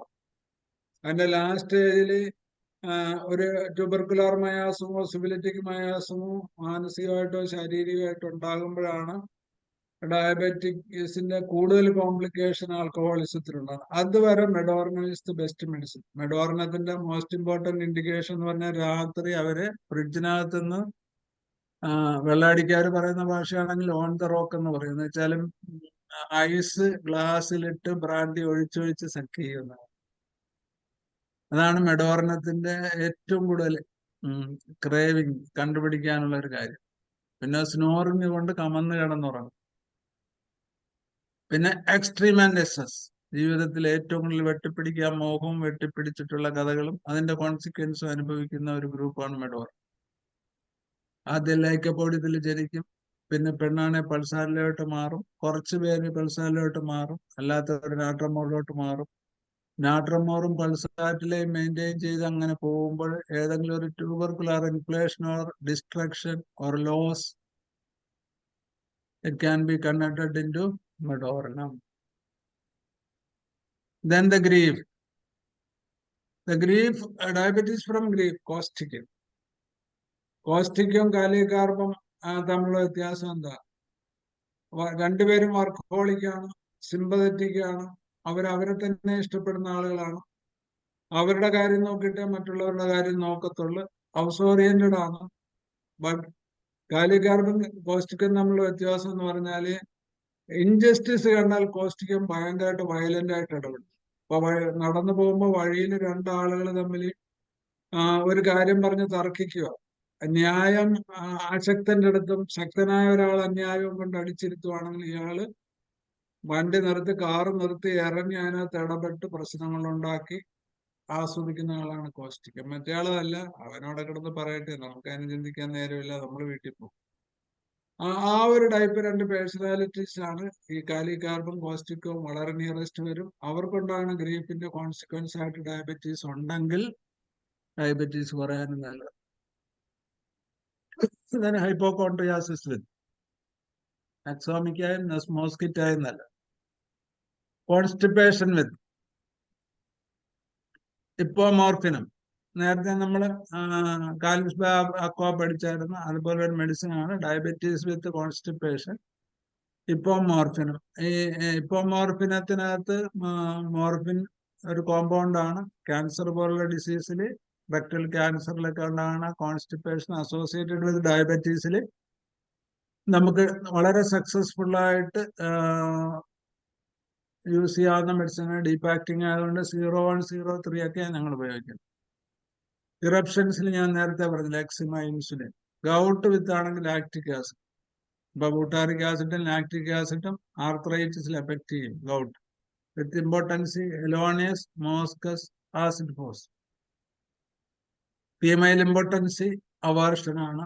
മോസ്കസില് മെയിൽ ഇമ്പോർട്ടൻസി ആണ്. ആസിഡ് ഫോസില് lascivious dreams with inefficiency with big organs, overuse or misuse or physical or mental exaggerations, the ailments for. ഇത്രയാണ് അതിനകത്ത്. സ്ലൈഡ് അത് സാർ കഴിഞ്ഞോ ക്ലാസ്? 2-3 മെഡിസിനും കൊണ്ടുണ്ടോ? അത് 9:57 നമ്മളെ സമയം ഏകദേശം. ഇപ്പൊ പിന്നെ ചെറിയ റയർ കുട്ടൻസ് തന്നേക്കാം. Lachesis, bleeding comes with diabetes ആണ് lachesis is specific.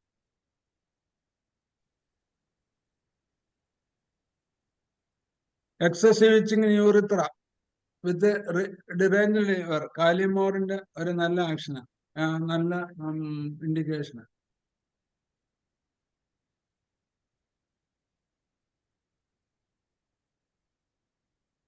Blackish discoloration of the skin with obesity, carbolic acid.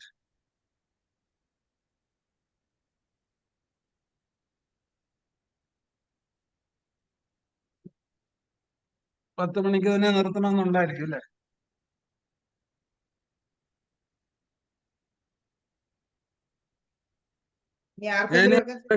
Any obstructive pathology, any obstructive pathology, ബോഡിയിൽ ഏതെങ്കിലും വിധത്തിലുള്ള മാർക്ഡ് ആയിട്ടുള്ള ഒബ്സ്ട്രക്റ്റീവ് pathology ഉണ്ടെങ്കിൽ the medicine is കാലിമോർ.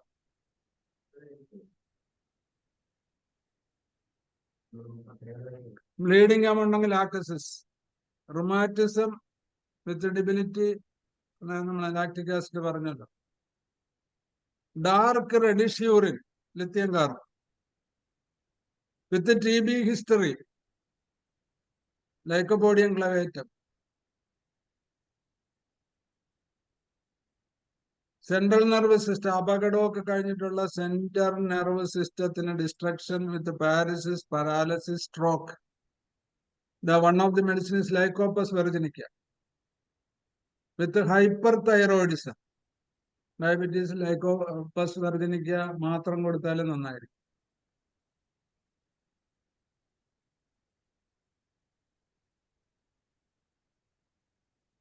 with the brain paralysis, Moscus. Mental shock or injury. Mental injury or mental shock opium. Neurogenic glycosuria, acid pose. With the TB lung with phosphorus. Any lesion with the cortex of lung, phosphorus. Cortex of lung, phosphorus and picric acid.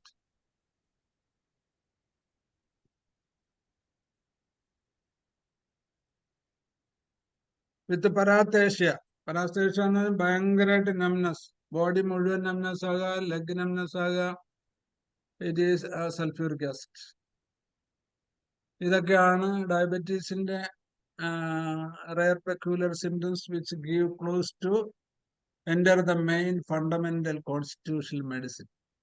ഇത്രയാണ് പകുതിയായുള്ളൂ. ബാക്കി സമയത്തിന് warning വന്നുകൊണ്ട് ഞാൻ ഒതുക്കുക. Any doubts so far? 10 മണിയായി, അല്ല 10 മണി 1 മിനിറ്റായി. ഇനി ആർക്കെങ്കിലും സാറിനോട് സംശയം ചോദിക്കാൻ ചിലപ്പോ കാണുമായിരിക്കും. ഒത്തിരി ചാറ്റ് ബോക്സിലൊക്കെ ഒത്തിരി സംശയങ്ങൾ ചോദിച്ചിട്ടുണ്ടായിരുന്നു. സലീം കുമാർ ഡോക്ടർ ആദ്യമായിട്ട് ഹാൻഡ് റൈസ് ചെയ്തിട്ടുണ്ട്. ആദ്യം സലീം കുമാർ ഡോക്ടറിൽ തന്നെ പോകാം. ഡോക്ടറെ അൺമ്യൂട്ട് ചെയ്ത് സംസാരിച്ചു. ഡോക്ടറെ, കോമൺ ആയിട്ട് കാണുന്ന ഒരു വിഷയമാണ് ഒരു ഏജ് കഴിഞ്ഞാൽ ഡയബറ്റീസുകാർക്ക് പെട്ടെന്ന് ഇത് വരും, ഇമ്പോർട്ടൻസ് വരുന്നു ഡയബറ്റീസ്. അതിന് ഏറ്റവും നല്ല 3 മെഡിസിനാണ് ഡോക്ടറെ. അയാളുടെ മനസ്സ് പഠിച്ചു കഴിഞ്ഞാൽ അർജന്റൻ ഗ്രൂപ്പ് വരുമെങ്കിൽ അർജന്റൻ നൈട്രിക്കാണ് ഏറ്റവും നല്ലത്. പിന്നെ ആസിഡ് ഗ്രൂപ്പ് വരണ ഒരാളാണെങ്കിൽ ആസിഡ് പോസ്റ്റ് നല്ലതാണ്. ഒരു ഹിസ്റ്റീരിക്കൽ ആസിഡ് പോസ്റ്റ് ഹിസ്റ്റീരിക്കലായിട്ട് നമുക്ക് തോന്നുന്നുള്ള സിംറ്റംസ് ആണെങ്കിൽ മോസ്കസ്. ഇതൊക്കെ ഏത് പൊട്ടൻഷ്യ സാറ് നല്ലത്? മോസ്കസ്, നെർവസ് ഡീജനറേറ്റീവ് ഡിസീസ് ഒക്കെ ആണെങ്കിൽ 1 10 ആണ് നല്ലത്. പിന്നെ ഏറ്റവും നല്ല ടൈറ്റാനിയം.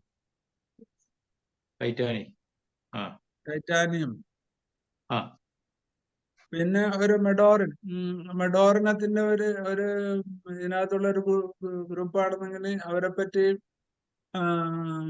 അനുമാൻ പറയുന്നത് ഇവര് സെക്സ് ടൂറിസം ചെയ്യുന്നവരായിരിക്കും എന്നാണ് മെഡോറിനെ.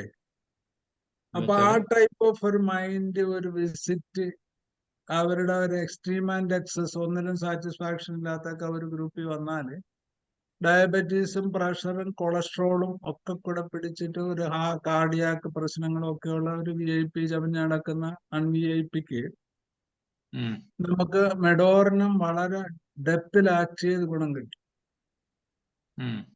അതുപോലുള്ള ക്ലൂസ് കണ്ടുപിടിക്കണം. ഇപ്പൊ നമ്മളിപ്പോ കാൽക്കേറിയ ഗ്രൂപ്പ്, കാൽക്കേറിയയുടെ വണ്ണം കുറഞ്ഞിട്ട് മുഖം ചെറുതും ഓർഗൻ ചെറുതും ആകുമ്പോൾ ബോഡി മാത്രം വലുതായിരിക്കും ബെറേറ്റ ഗ്രൂപ്പിൽ. ഓർഗൻ ചെറുതായിരിക്കും, ബോഡി വലുതായിരിക്കും, ബ്ലാക്കിഷ് ആയിരിക്കും, ഒബീസ് ആയിരിക്കും കാൽക്കേറിയ ഗ്രൂപ്പ്. അല്ലേ? കാൽക്കേറിയ പോസ്, സൈലീഷ്യ, സാനിക്കുല. സാനിക്കുല 3 ഒരുപോലെ ആയിരിക്കുന്നത്. പക്ഷെ സൈലീഷ്യയുടെ ഓർഗൻ ചെറുതായിരിക്കും, കൈയും കാലും ഭയങ്കര നീളമായിരിക്കും, മൂക്ക് നീളമായിരിക്കും, സ്വെറ്റ് ചെയ്യും, പല്ല് വലുതായിരിക്കും. അത് പെട്ടെന്നുള്ള ഡിഫറൻസ് ചെയ്യാം. ഇപ്പൊ കാൽക്കേറിയ പോസ് നിങ്ങൾ നോക്കിയാൽ കാൽക്കേറിയാസ് ഈവൻ ഇൻ 12 വയസ്സിൽ ബിഗ് ഓർഗൻ ആയിരിക്കും. Sexual organs extraordinary big ആയിരിക്കും. അവരുടെ ഇറിറ്റേഷൻസ്, അവരുടെ ജൂനിയർ ലൈഫിൽ ഉണ്ടായിരുന്നിട്ടുള്ള harassment from father and mother, പഠിക്കാനും പഠിപ്പിക്കാനും IAS കാരനാക്കാനുള്ള ഒരു ഭയങ്കരമായിട്ടുള്ള മോട്ടിഫിക്കേഷൻ ഫ്രം എംപ്ലോയി ആയിരിക്കും അച്ഛനും അമ്മയും. അവർക്ക് നേരമില്ല. അവർ കുറെ പിന്നെ സിലബസ് ഇട്ട് കൊടുത്തിട്ട് ഇങ്ങനെ അടിച്ചിരുത്തും. അതിനകത്ത് 2 മനസ്സാണ് ഉണ്ടാകുന്നത്. കാൽക്കേറിയ പോസ് വന്ന് കാഴ്ചനോക്കിനും, കാൽക്കേറിയ പോസ് വളയും. നമ്മുടെ കാഴ്ചനോസിനാണെങ്കിൽ ഡിസ്ട്രക്റ്റീവ് ആവും. അവനവന്റെ ഇഷ്ടത്തിന് പോകും. അയാൾ ഏറ്റവും കൂടുതൽ അവൻ ഒരച്ചൊരച്ചൊരച്ചൊരച്ചവും വലുതാകും എന്നുള്ള ഫോണില്. അവരാണ് പോയി ഇപ്പോഴത്തെ പുതിയുള്ള ചീക്കിനകത്ത് വെക്കണ സാധനവും ഡ്രഗ്സും ഒക്കെ അടിച്ചു പോണത്. അപ്പൊ കാൽക്കറിയ പോസിനെ നമ്മൾ സൂക്ഷിക്കണം. അപ്പൊ അങ്ങനെ കോൺസ്റ്റിറ്റ്യൂഷൻ കണ്ടുപിടിക്കണം. പിന്നെ ചികിത്സ എളുപ്പമാണ്. രൂപത്തില്, ഭാവത്തില്, അപ്പിയറൻസില്, ചിരിയില് പോലും. ഒരു വലിയ ഡയബറ്റീസുകാരൻ എൻ്റെ അടുത്ത് വന്നു. അപ്പൊ അയാള് ജനിച്ച് ഒരു 3 വർഷം തൊട്ട് അയാളുടെ ഉള്ളതാണ്. ഇപ്പൊ 28 വയസ്സുണ്ട്. ഒരു ഗസറ്റഡ് ഓഫീസറാണ്. പക്ഷെ അയാളുടെ ആദ്യത്തെ അപ്പർ 3 പല്ല് കേടാ, മഞ്ഞ കളറില് വൈറ്റ് സ്കാറോട് കൂടി ഇരിക്കുക. ഒത്തിരി ആളുകളെ കണ്ടിട്ടുണ്ട്. ഞാൻ അദ്ദേഹത്തിന് ഫ്ലൂറിക് ആസിഡാണ് കൊടുത്തത്. കാര്യം അദ്ദേഹം തണുത്ത വെള്ളത്തിലേ കുളിക്കത്തുള്ളൂ രാത്രി പോയി.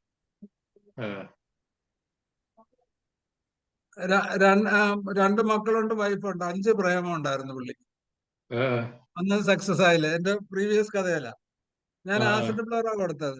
ഒരു 6 മാസം കൊണ്ട് വിസിബിൾ ആയിട്ടുള്ള ഇമ്പ്രൂവ്മെന്റ് ഉണ്ടായി. ഡയബറ്റീസ് എന്ന് പറഞ്ഞ് പല്ലും ശരിയായി. അപ്പൊ നമ്മൾ ഈ ഹോമിയോപ്പതിയിൽ നേരത്തെ പറഞ്ഞ ഒരു മൈന്യൂട്ട് സിംറ്റം നമ്മള് വിലയില്ലെന്ന് പറഞ്ഞ് കളയരുത്. നമ്മളൊരു പിടിവള്ളി കിട്ടിയാൽ അതിൽ പിടിച്ച് കിടക്കണം. അതിന്റെ റിവ്യൂ ചെയ്യണം. അത് നമുക്ക് അറിയണമെന്നുള്ളത് അല്ലായിരിക്കും. പക്ഷെ അത് ഇപ്പൊ ഇത്ര ഒരു നോളേജ് വെച്ചിട്ടുണ്ടാകുമ്പോൾ നമുക്കൊരു ക്ലൂ കിട്ടിയാൽ ചോദ്യം ചോദിക്കാനുള്ള പോയിന്റ്സ് ആയില്ലേ. ഇല്ലെങ്കിൽ നമുക്ക് ആ ചോദ്യം വരത്തില്ല.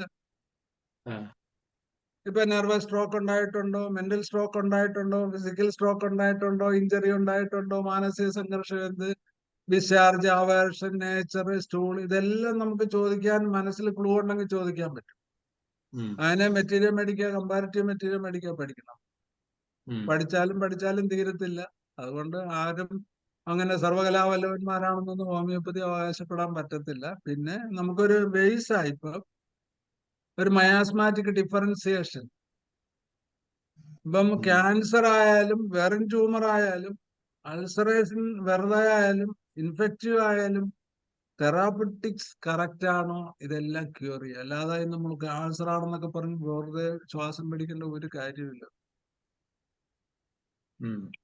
അപ്പൊ അങ്ങനെ വളരെ വളരെ ഒരു ലാഘവത്തോടുകൂടി കോൺസെൻട്രേറ്റ് ചെയ്തിട്ട് ആഘോഷിച്ച് ചെയ്യുക. ഓക്കെ സലീം കുമാർ ഡോക്ടറെ, കഴിഞ്ഞോ ഡോക്ടറുടെ സംശയം? കഴിഞ്ഞല്ലോ അല്ലേ? ഓക്കെ, നന്ദി സലീം കുമാർ ഡോക്ടറെ. ഇനി ആർക്കെങ്കിലും എന്തെങ്കിലും ചോദിക്കാനുണ്ടോ? കുറച്ച് എന്തായാലും ഇന്ന് ലേറ്റായി.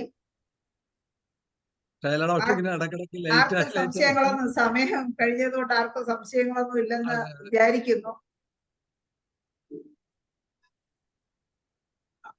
ആഴ്സ് ബ്രോമിയം ഒരു സംശയം എന്താണ്, അതിനെ കുറിച്ച് എന്താന്നുള്ള അറിയണം. Diabetes with balanitis medicine please. Balanitis അതിന്റെ മെഡിസിൻ ആണോ വേണ്ടത്? മെഡിസിൻ മെർക്കോർ ആണ് ഏറ്റവും നല്ല മെഡിസിൻ. മെർക്കോർ. ഓക്കെ സാർ, അപ്പൊ സാറിന്റെ ക്ലാസ് എന്തായാലും നമുക്ക് സമയം കഴിഞ്ഞു പോയത് കൊണ്ട് മാത്രം നമുക്ക് ചുരുക്കേണ്ടി വരുന്നത്. കാരണം എന്ന് വെച്ചാൽ പലരും പിന്നെ ഈ 10 മണി 8 മണിക്ക് ഉള്ള ക്ലാസ് മുതലേ കയറുന്നവര് കാണും. അവർക്കൊരു ബുദ്ധിമുട്ടാവാൻ പാടില്ല. ആഴ്സ് ബ്രോമേറ്റും tincture ഉപയോഗിക്കാറുണ്ടോ?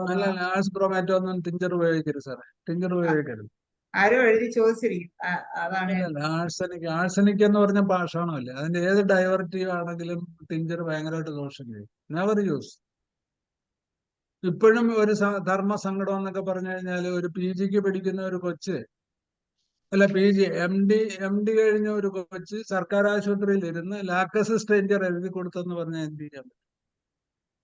30 ml latex tincture prescribe ചെയ്തിരിക്കുക. അപ്പൊ അതാണ്. അപ്പൊ അതുപോലെ നമ്മള് കുറെ കൂടെയൊക്കെ കാര്യഗൗരവമായിട്ട് പഠിക്കേണ്ടിയിരിക്കുന്നു. ഓക്കെ സാറേ, എന്തായാലും വളരെ നല്ല ഇൻഫോർമേറ്റീവ് ആയിട്ടുള്ള ഒരു ക്ലാസ് ആണ് ആയിരുന്നു സാറിന്റെ ക്ലാസ്. പിന്നെ സമയം വൈകിയത് കൊണ്ടായിരിക്കും ആരും അധികം സംശയങ്ങളൊന്നും ചോദിക്കാൻ മുതിരാത്തത്. ചാറ്റ് ബോക്സിൽ ഒത്തിരി സംശയങ്ങൾ വന്നിരുന്നു. സാർ മധുസൂദനപ്പണിക്കർ സാറിന് നന്ദി പറയുന്നതിന് വേണ്ടി ഞാൻ സലീം കുമാർ ഡോക്ടറെ ക്ഷണിക്കുകയാണ്. ഡോക്ടറെ ഒട്ടും പുകഴ്ത്തി പറയാനല്ല, ഒരുപക്ഷെ ഡയബറ്റീസിനകത്ത് ഇത്രയേറെ ഡീപ്പായിട്ട് അതല്ലെങ്കിൽ അതിന്റെ മെറ്റീരിയൽ മെഡിക്കൽ സൈഡ്, മയസ്മാറ്റിക് ആപ്ലിക്കേഷൻ, ഇതൊക്കെ ഇത്രയേറെ ഡീപ്പായിട്ട് ഇന്ത്യയിലെ തന്നെ സാറ് എന്നെ പോലെ വേറെ ആൾ ഇത് വിളമ്പണില്ല എന്ന് എനിക്ക് ഉറപ്പിച്ച് പറയാൻ പറ്റും. അതിന്റെ മെന്റൽ സ്റ്റേറ്റ്, അതിന്റെ വേറെ സ്റ്റേജൊക്കെ ഡീപ്പായിട്ട് പോകുന്ന ആളുകൾ പലരൊക്കെ ഉണ്ട്. പക്ഷെ മെറ്റീരിയൽ മെഡിക്ക് മയാസമൊക്കെ കൂട്ടിയിണക്കൊണ്ട് ഇത്രത്തോളം അതും ഇത്രയും വിപുലമായിട്ടുള്ള മെഡിസിനുമായിട്ട് കണക്ട് ചെയ്തിട്ടുണ്ട്. ഇപ്പോൾ നാട്രം ഗ്രൂപ്പ്, ആസിഡ് ഗ്രൂപ്പ് എന്നൊക്കെ പറഞ്ഞ് അതിനെ ഒതുക്കി കൊണ്ടുവന്നിട്ടുണ്ട്. അത് ഒരു എളുപ്പ വഴിയാണ്. പക്ഷെ എന്നാലും ഇത്രയേറെ വൈപുല്യമായിട്ടുള്ള രീതിയിൽ മെഡിസിനോട് കൂട്ടിയിണക്കി, അതും സാറങ്ങൾ പറയുമ്പോൾ സിമ്പിൾ ആണ്, പക്ഷെ അനുഭവിക്കണമെന്ന് ബുദ്ധിമുട്ടുണ്ട് എല്ലാവരും. പക്ഷെ ഇത്ര സിമ്പിൾ ആയിട്ട് ചെയ്യാൻ സാറിന് ആവുന്നുണ്ട് ഇത്രയും മെഡിസിനെ കോറിലേറ്റ് ചെയ്തുകൊണ്ട്. അങ്ങനെ ഒരു റയറസ്റ്റ് ആണ് സാറ് ഈ ഒരു കാര്യത്തില്. ആ ഒരു അവസ്ഥയിലുള്ള ഒരാളെ IFPH കിട്ടിയതിന്റെ പേരിൽ IFPHന്റെ എല്ലാ ഓഡിയൻസിന്റെ പേരിൽ ഞാൻ നന്ദി പറയുന്നു. നന്ദി സലീംകുമാർ ഡോക്ടറെ. സാറിന് എത്ര നന്ദി പറഞ്ഞാലും മതിയാവൂല. കാരണം എന്ന് വെച്ചാ ഡയബറ്റീസ് ഒന്നും മാത്രമല്ല, സാറ് വരുന്ന ഓരോ വിഷയങ്ങളിലും ഓരോ വിഷയങ്ങളിലും അല്ല വളരെ വളരെ വളരെ വെച്ചാല് നമ്മൾ ഇപ്പോഴും പഠിക്കുന്നു. എന്റെ വൈഫ് എന്നോട് പറയും, ഇപ്പോഴും കുത്തിയിരുന്ന് പഠിക്കുവാണ്, എന്തുവാണ് നിങ്ങൾക്ക് എന്നൊക്കെ പറയുമെങ്കിൽ പോലും എന്നെ ഒത്തിരി സപ്പോർട്ട് ചെയ്യുന്നുണ്ട്. അപ്പൊ ഞാൻ പറഞ്ഞില്ലേ, മോർഫിയ ഇപ്പൊ എനിക്ക് കുറച്ച് ക്യാൻസർ കേസ് ഉണ്ട്. അത് 4th സ്റ്റേജാ.